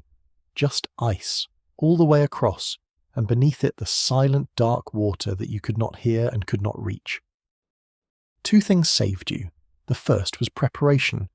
You had begun, in the weeks before the stream froze, carrying extra water back to the shelter and storing it in the most protected corner against the inner wall where the fire's warmth would keep it from freezing. This store was not large. You had only one vessel for carrying and storing water, but it was something. It bought you 2 or 3 days before you needed to find the next solution. The second was knowledge. You knew from the accumulated experience of winters past that springs almost never freeze. They emerge from underground, where the temperature is moderated by the earth itself, where the frost does not penetrate to the depths that springs draw from. The water that comes from a spring is cold in winter, very cold, colder than summer spring water, because the ground above it is cold and the air is cold, but it is liquid, it moves, it is accessible. You had found the spring in your autumn ranging. It was not close, perhaps 40 minutes of walk from your shelter, in a direction that meant crossing a ridge that was exposed to the worst of the north wind. But it was there, a dark circle of open water in an otherwise frozen world, steaming faintly in the coldest air, the steam rising in a thin ribbon that you had spotted from a distance and followed to its source. The trips to the spring became one of the fixed rhythms of your winter.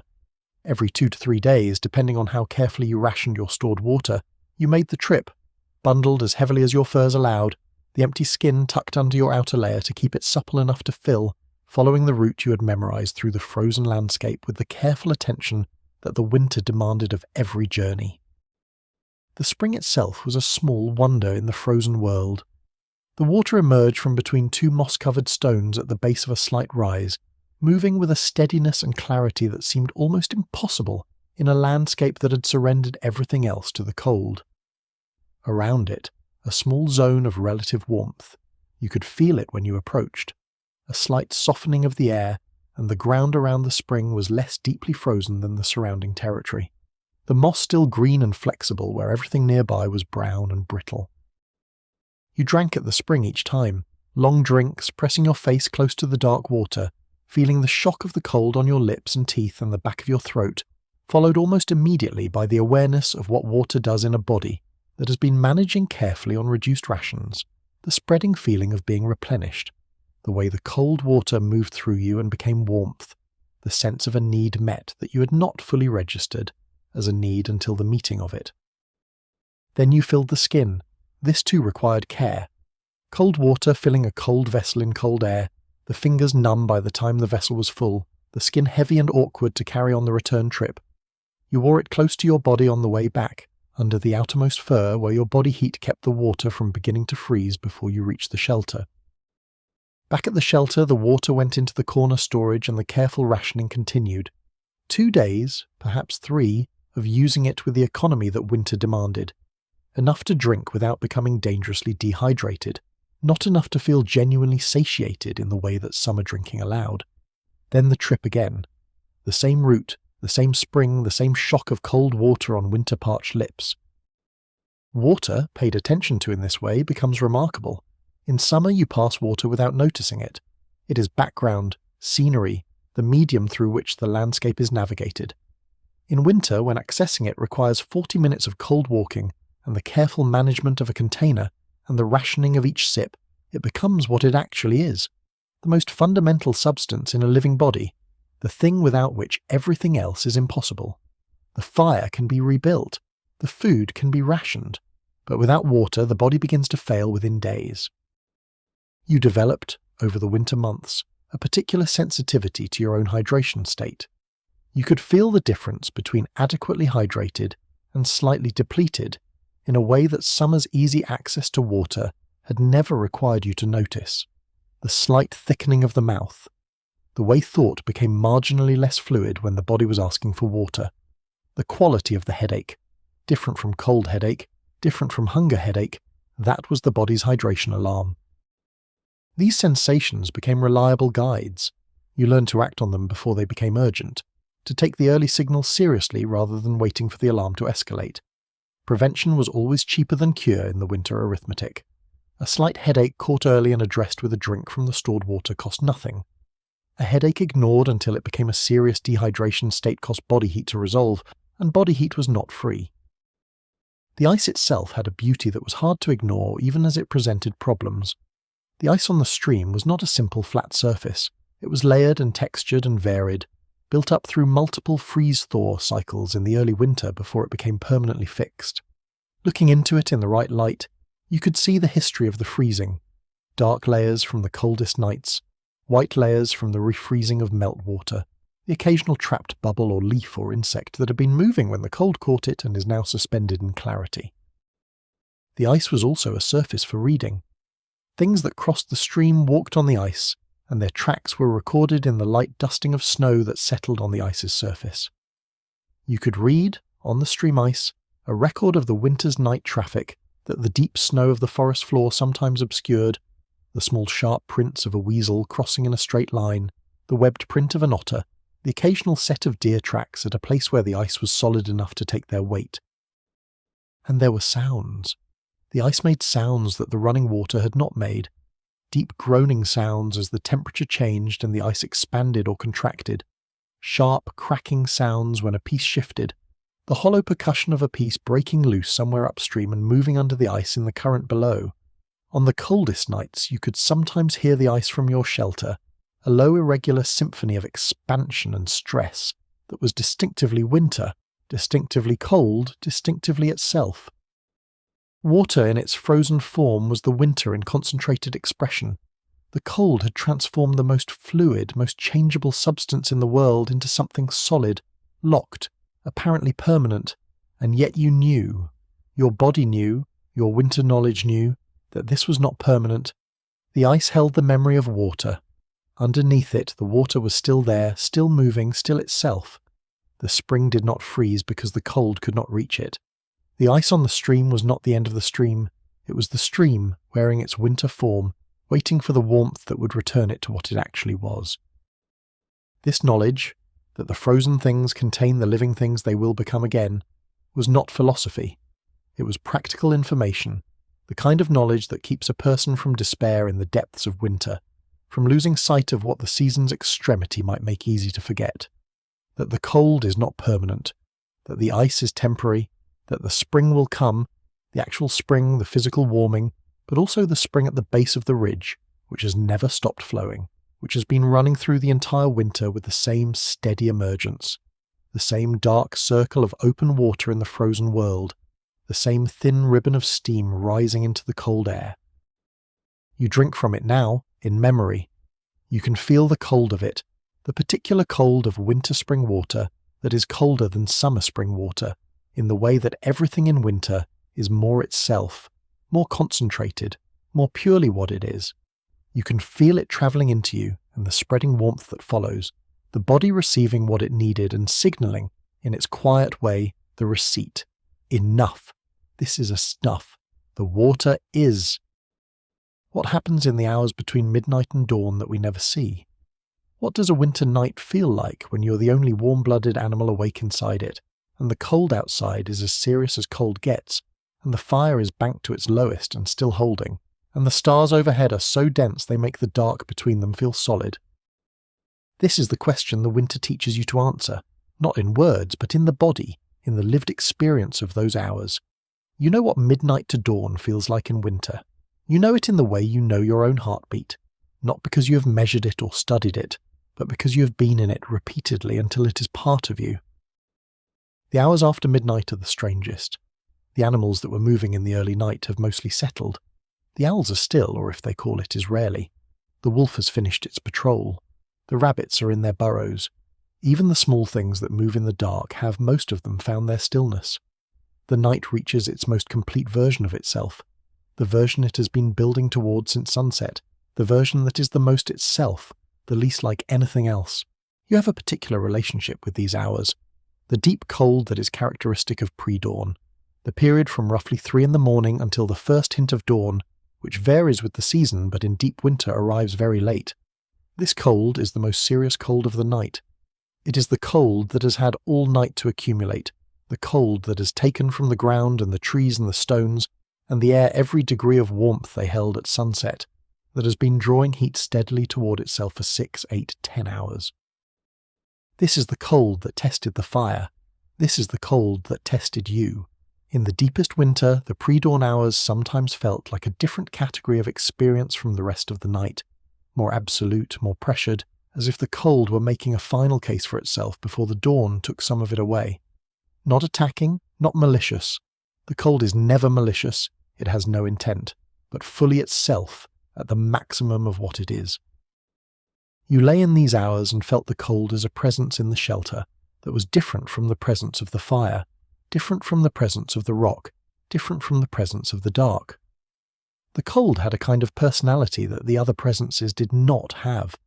Not the personality of a person or an animal, not consciousness, not intent, but a character, a consistency, a way of being that you came to know as well as you knew the character of the fire or the stream. The cold is patient. This is its primary characteristic, the thing you noticed most clearly in the long winter nights. It does not rush, it does not force, it simply waits and draws heat toward itself and waits. The fire fights it actively. Combustion is a process, a doing, a consuming of material to release energy. The cold does nothing. It simply is, and in simply being, it exerts its patient, continuous pull. There is something almost meditative about this dynamic, lying in the shelter in the pre-dawn hours and feeling the two forces working at you simultaneously. The fire behind you, radiating warmth, and the cold outside drawing it away. You are the locus of this contest. The warmth passes through you, from the fire into you and from you toward the cold outside, and as it passes through you it keeps you alive. You are the medium through which the fire and the cold negotiate, and as long as the fire has more to give than the cold can take, you survive. By the deepest weeks of the winter, you had developed a finely calibrated sense of this balance. You could feel, in the pre-dawn hours, whether the fire was winning or losing. Not in any dramatic sense, not as a clear crisis or clear comfort, but as a slight gradient of sensation that told you, this is manageable or this is getting close. The difference between those two states was often a single piece of wood. One piece of wood, added to the banked coals at 2 in the morning, could be the difference between waking comfortable and waking cold. So you learned to wake in the pre-dawn hours, not always. Sometimes exhaustion overrode the system and you slept through until dawn, and if the fire was well enough banked and the cold was moderate, you could afford this. But on the coldest nights, or when you had any sense before sleeping that the balance was precarious, you woke. Not with an alarm, not with any external signal, with the body's own system, the same system that tells you when you are too cold, only reading it slightly earlier, at the point where the system was approaching stress rather than in the middle of it. You would wake and lie still for a moment, reading the shelter's temperature through the air on your face, the sensation through the furs, the sound of the fire or the silence where the fire's sound should be. If the fire was still going, you might add a piece of wood from the pile within reach and go back to sleep without fully waking. If it had gone lower than comfortable, you would sit up and tend it more actively, feeding it back to a level that would hold through the remaining hours of darkness. These nocturnal tending sessions had a quality that the daytime fire tending did not have. In the day, the fire was one of many things you were managing simultaneously. The snares, the food, the water, the shelter's various needs. At 2 in the morning, the fire was the only thing. You sat with it in the absolute dark, the world outside completely black and silent, the fire the only light and the only sound in the universe, as far as your senses could tell. You and the fire, alone with the cold. There is a particular quality of consciousness in these pre-dawn hours that is different from the consciousness of day or even the consciousness of early night. The mind is slower, less critical, less defended. The thoughts that come in these hours are different from the thoughts that come in daylight. Less constructed, less purposeful, more drifting, following associations and images and sensations rather than the linear logic of daytime thinking. Sometimes in these hours you felt things that you could not have articulated even if you had the language for articulation. Not visions, nothing so dramatic, but a quality of openness, of porousness, as if the boundary between yourself and the world was slightly thinner than usual, as if the dark and the cold and the fire were more immediately present to you than they were in the defended consciousness of full wakefulness. You felt the cold as if it were inside you, as well as outside, the fire as if it were warming something more than your body. This is the experience that, in later eras, will be called mystical or transcendent or spiritual. And those words are not wrong exactly. They name something real, something that happens in human consciousness under conditions of solitude and darkness and reduced stimulation, something that seems to open a door in the mind that ordinary conditions keep closed. But they are also not quite right, because they imply a separation between the ordinary and the extraordinary that this experience does not actually contain. The fire is just a fire, the cold is just cold. The pre-dawn hours are just the pre-dawn hours, and in them sometimes you feel something that later humans will search for deliberately in temples and meditation halls and the formal practice of prayer, the thing that the winter gave you for free in the dark by the fire alone. It is not an insight, it is not a revelation, it is more like a recognition, a feeling that you already knew this, that this has always been available, that the extraordinary is not separate from the ordinary, but embedded in it, accessible from inside it, reachable without travelling anywhere except into the present moment with your full attention. The fire burns, the cold holds, the stars wheel above, indifferent and brilliant, and you sit in the space between fire and cold, between dark and light, between sleeping and waking, and feel what it feels like to be alive at 3 a.m. in the depth of winter 60,000 years ago. Which is to say, you feel what it has always felt like, and always will feel like, to be a warm-blooded animal holding its warmth against the cold in the middle of a long dark night. Not a problem to be solved, a condition to be inhabited, a life to be lived.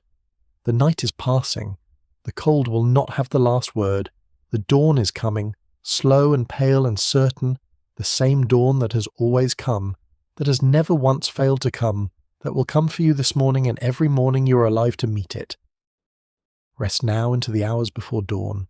Let the fire tend itself, or let the warmth of this telling do what the fire does in the story. Hold the cold at bay, keep the necessary warmth alive, make of the darkness a place that can be survived and left in the morning. The night is deepest here, just before it turns, just before the darkness begins its slow concession to the light that is already, somewhere, preparing to arrive. Stay warm, sleep is close, the morning knows your name. Fear in the winter becomes a different thing from what it is in summer. In summer, fear is acute and specific and usually brief.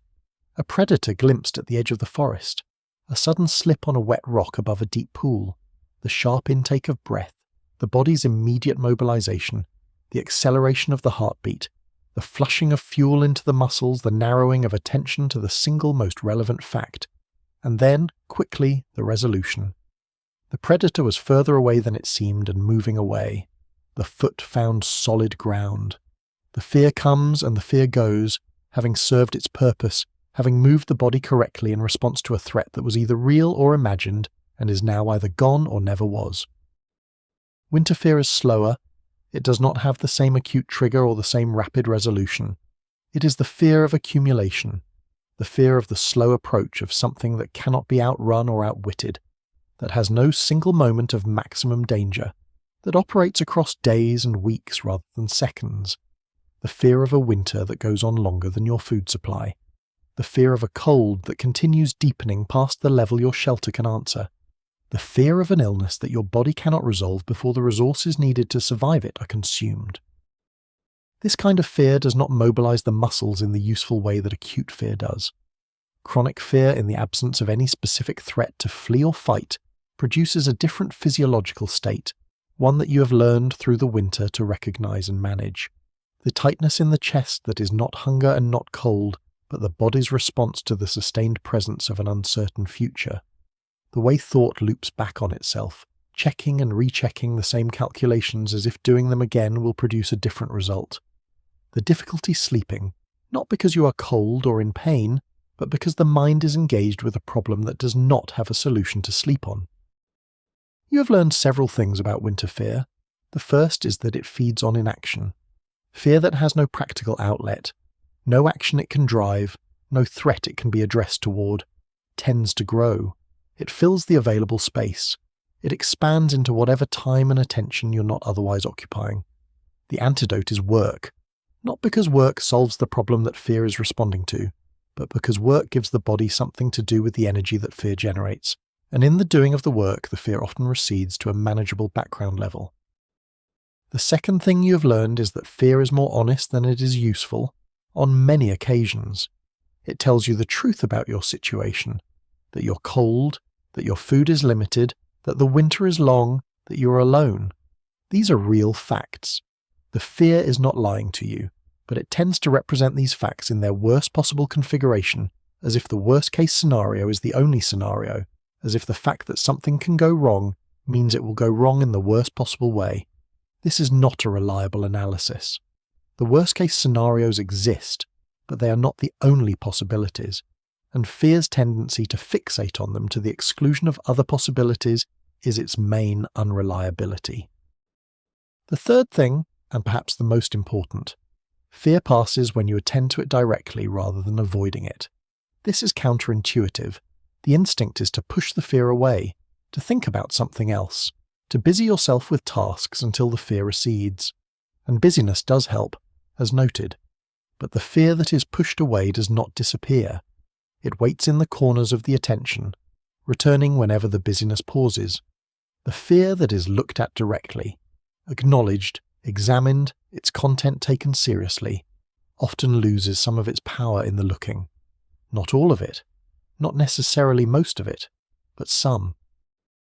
You have sat with your fear on several evenings this winter, deliberately sat with it, in the way that you have learned to sit with other difficult things, not fighting them, not fleeing them, but being present with them, attending to them with the same quality of open attention that you bring to the fire, or the stars, or the tracks in the snow.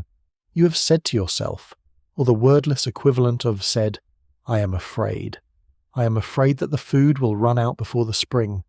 I'm afraid that the cold will get past the fire on a night when I am too weak to tend it. I'm afraid of dying here, alone, without anyone to know it happened or where. And having said it, having brought the fear into the open air of acknowledgement, you have found that it is manageable.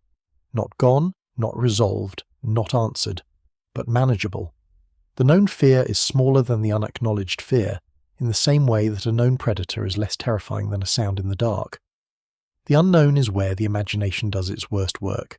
The known is where reality does its actual work, which is often less terrible than the imagination predicted. Fear also taught you something useful about the difference between what is dangerous and what is uncomfortable. Much of what the body registers as danger in a winter alone is not actually danger.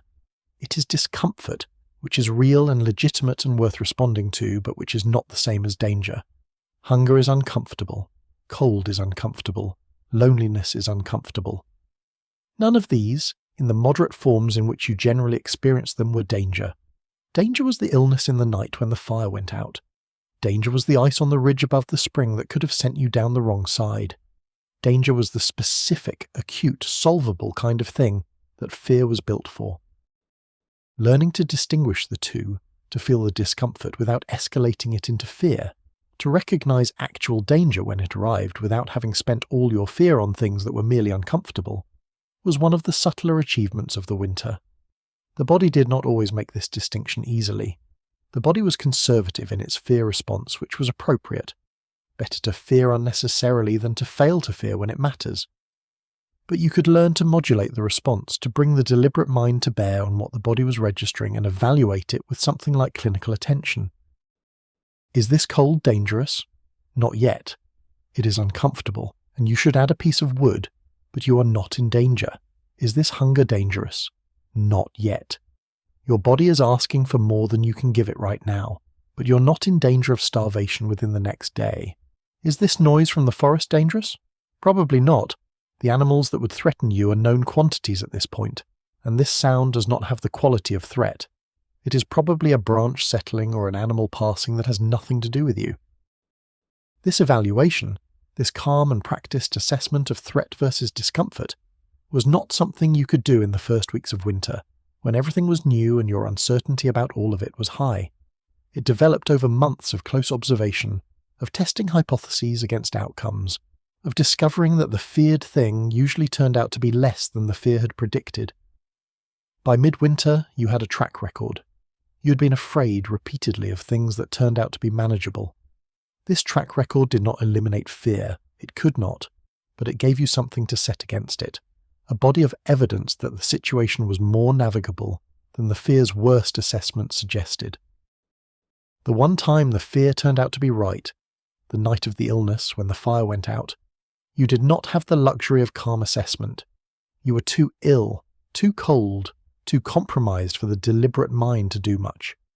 What saved you was not the management of fear, but the action embedded in the body's memory, the hands that knew what to do even when the mind was not fully available to direct them.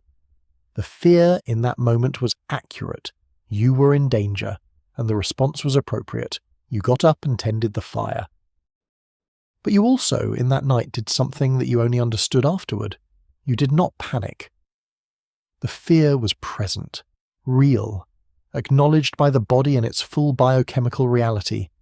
The cold sweat despite the cold air, the shaking hands that were not only from the chill, the pulse that was faster than it should have been, but you did not enter the spinning, accelerating state that fear can produce when it finds no productive outlet, the state that makes small problems large and large problems catastrophic, and causes people to take actions driven by the fear's urgency rather than the situation's actual needs.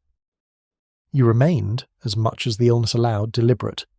You slowed yourself consciously, the low hum in the chest that meant slow, slow, careful. You performed the actions that needed to be performed in the order that they needed to be performed, and the fear, having nowhere else to go, turned itself into fuel for the action rather than obstruction to it. This is what the deepest fear teaches. At its best, it can be fuel. The energy it generates, which in the panic state is wasted in loops of catastrophizing and paralysis, can be redirected into action.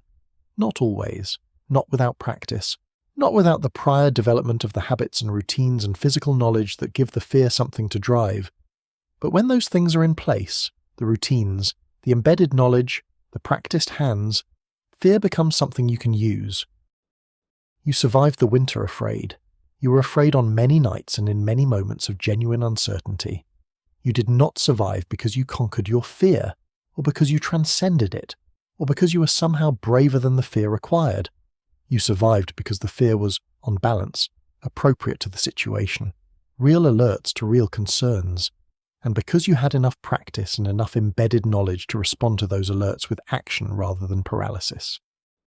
Fear is not the enemy of survival. It is the alarm system of survival. What matters is what you do when it rings. The night outside is cold. Whatever your own fears are, the fears of your own life, the concerns that the darkness gives room to breathe, they are real, and they deserve attention, and they are not the whole story. The morning will come. The fire is holding. The cold outside is doing what cold does, and you are here, inside the warmth, and the situation is manageable. Let the fear rest if it can. There is nothing for it to address right now. The alarm can be silent. The night is passing. Rest. You are made of the same things as the cold. This is not metaphor. This is chemistry. The carbon in your body was forged in the cores of stars that died before the sun existed. The oxygen in your lungs was produced by the photosynthesis of plants across billions of years of Earth's history, accumulating in the atmosphere until it reached the concentrations that made your kind of a life possible. The water in your cells is as old as the planet, cycling through ocean and cloud and rain and river and body and ocean again in a loop that has been running for 4 billion years. The cold is also made of these things. The air that carries the cold is nitrogen and oxygen and carbon dioxide in proportions that are the product of the same long biological and geological history that produced you. The ice on the stream is water, the same water, moving through the same cycle. The rock at your back is the compressed and transformed product of geological processes that have been operating since before life existed. You and the cold are made of the same ancient stuff, organized differently, running on different timescales, but continuous with each other in the most fundamental physical sense. This is not a comfort in any immediate way. Knowing that you share chemistry with the thing that is trying to take your warmth does not make the warmth easier to keep. But it is a fact of a certain grandeur, and in the long winter evenings when there is time for facts of grandeur to be felt if not articulated, you sometimes feel this one. The sense of being embedded in something vast and ancient, of being a temporary local organization of matter that has been here in other forms for a very long time and will be here again in other forms for a very long time after you. Your body is, on one level, a very local and temporary concentration of warmth in a cold universe. The universe is mostly cold. The temperature of deep space is close to absolute zero, the absence of all thermal energy, the state of matter at rest. The warm places, the stars, the surfaces of planets heated by stars, the interiors of living organisms, are the exceptions, the local concentrations of energy in a system that is everywhere else running toward equilibrium, toward the dispersal of all warmth into the vast cold background. You are one of those concentrations. You are a small hotspot in the cold, maintained by the continuous combustion of food just as your fire is maintained by the continuous combustion of wood. When you die, when any organism dies, the warmth disperses. The molecules that made you scatter back into the world's supply of molecules, available to be incorporated into other concentrations of warmth, other organisms, other temporary local exceptions to the universe's general coolness. But you are not dead. You are here, warm, burning your fuel steadily, maintaining the concentration that is you against the cold that would like to disperse it. And in the winter, this basic fact of being alive, which in summer is so obvious it disappears into the background of everything else, becomes visible, becomes something you can feel directly, without the mediation of any other experience.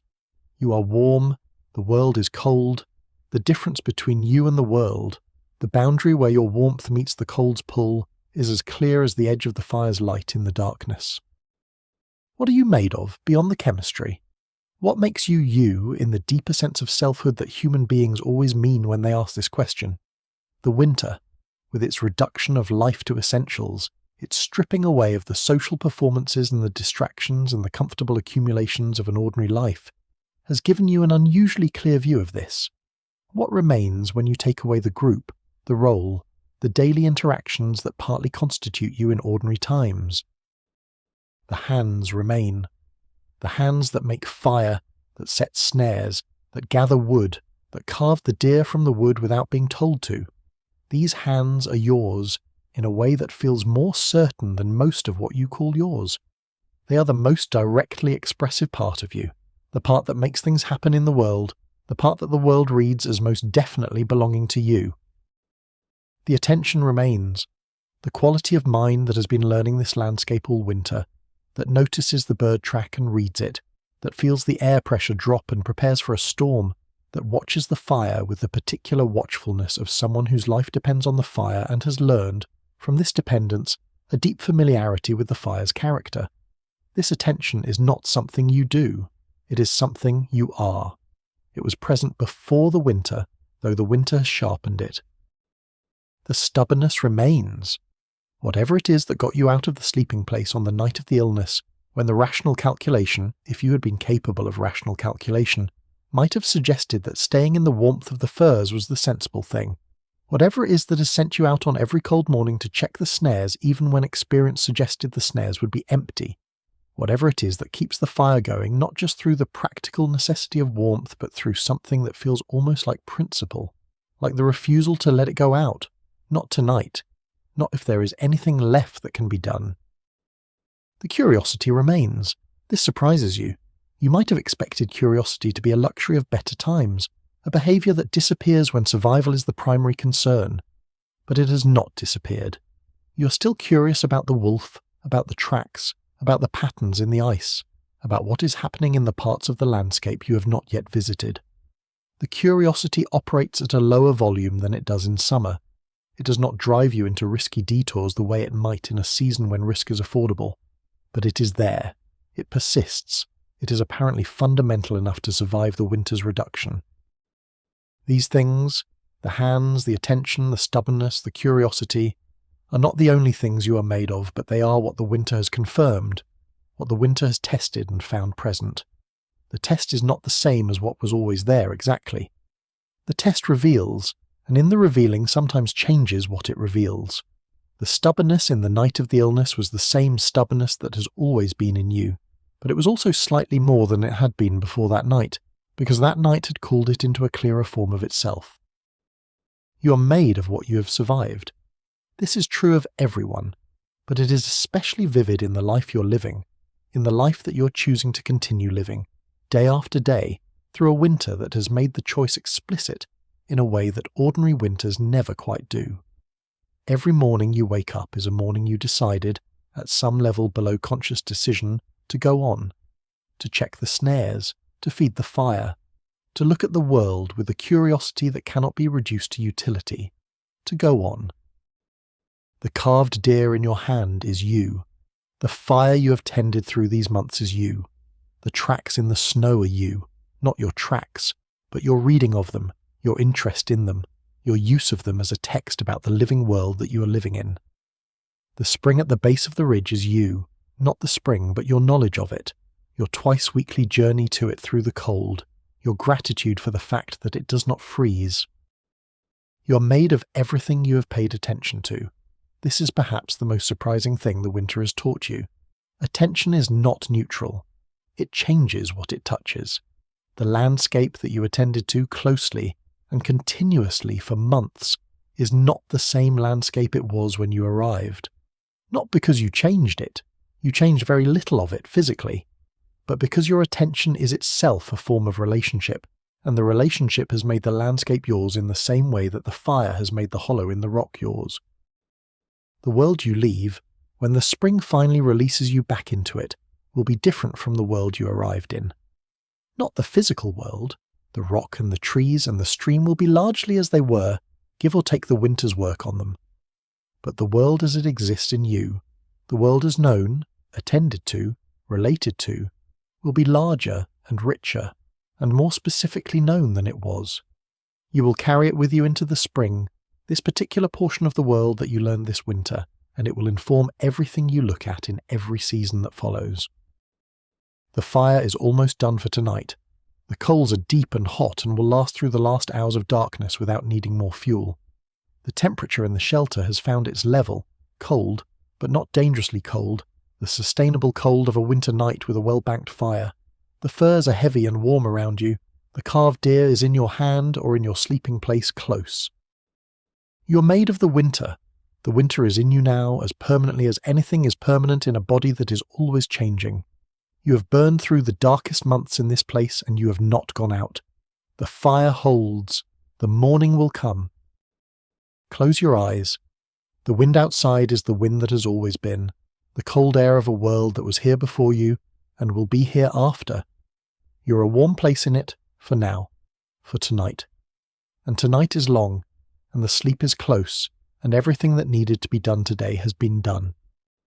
Rest. You know what you're made of. You have been tested and you know. Let the night have its remaining hours and let the body take from them what it needs. The deep unconscious work of rest, the maintenance that only sleep allows, the quiet consolidation of everything the day asked of you.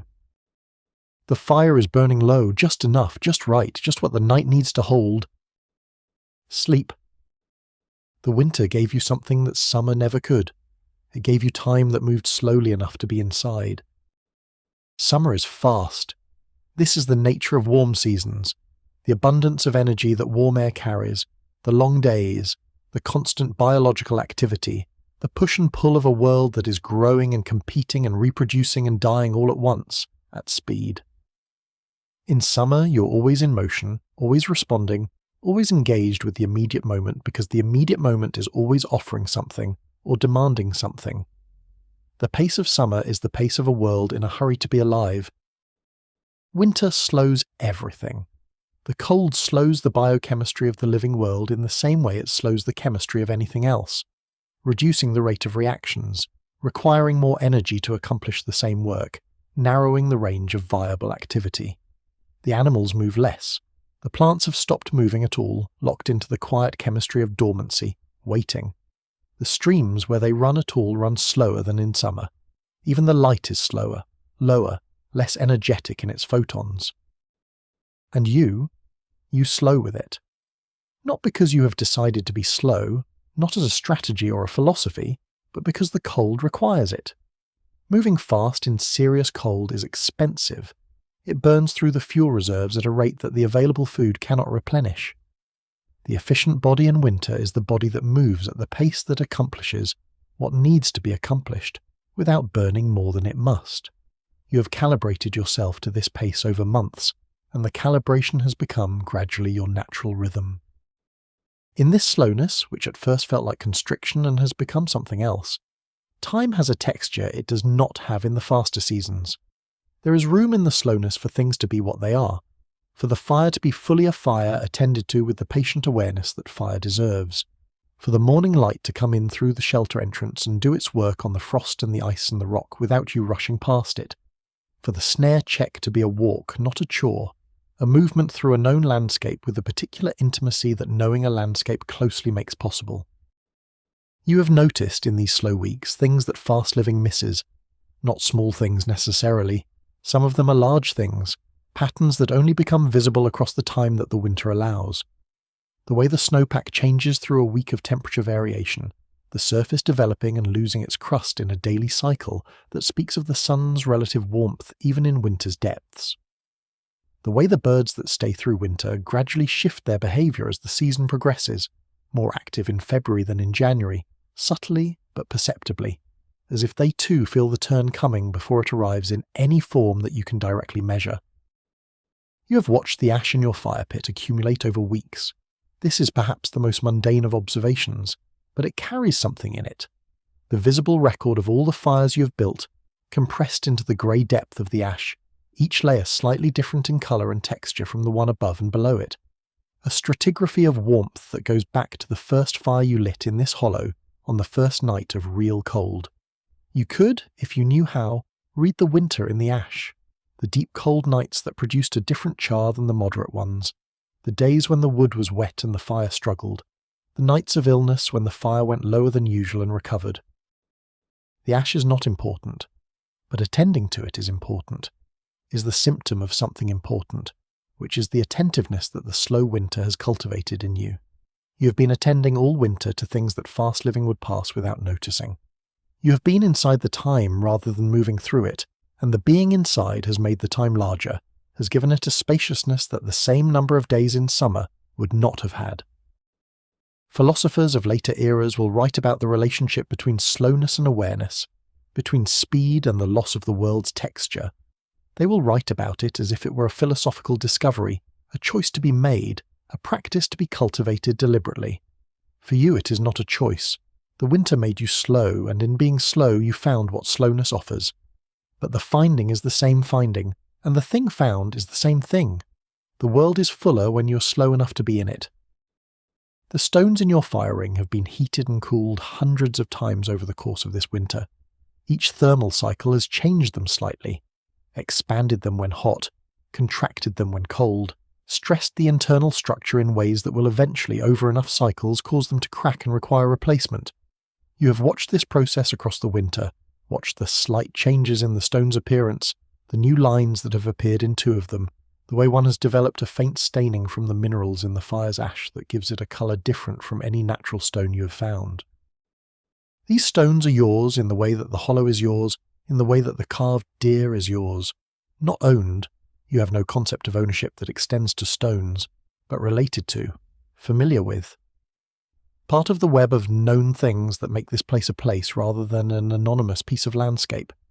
You know these stones the way later humans will know their furniture, the particular character of each piece, the small history of each one within the larger history of the household.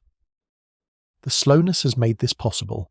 The accumulation of familiarity that makes a place a home rather than a location requires time and the kind of attention that time inside allows.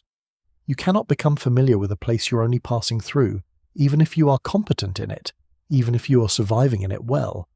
Familiarity is slower than competence. It requires not just knowledge of how to operate in a place, but the long, patient accumulation of the place's particular character, its sounds and smells at different times, its behaviour in different weathers, the way it is in the morning and the way it is at night, the animals that use it and the patterns of their use.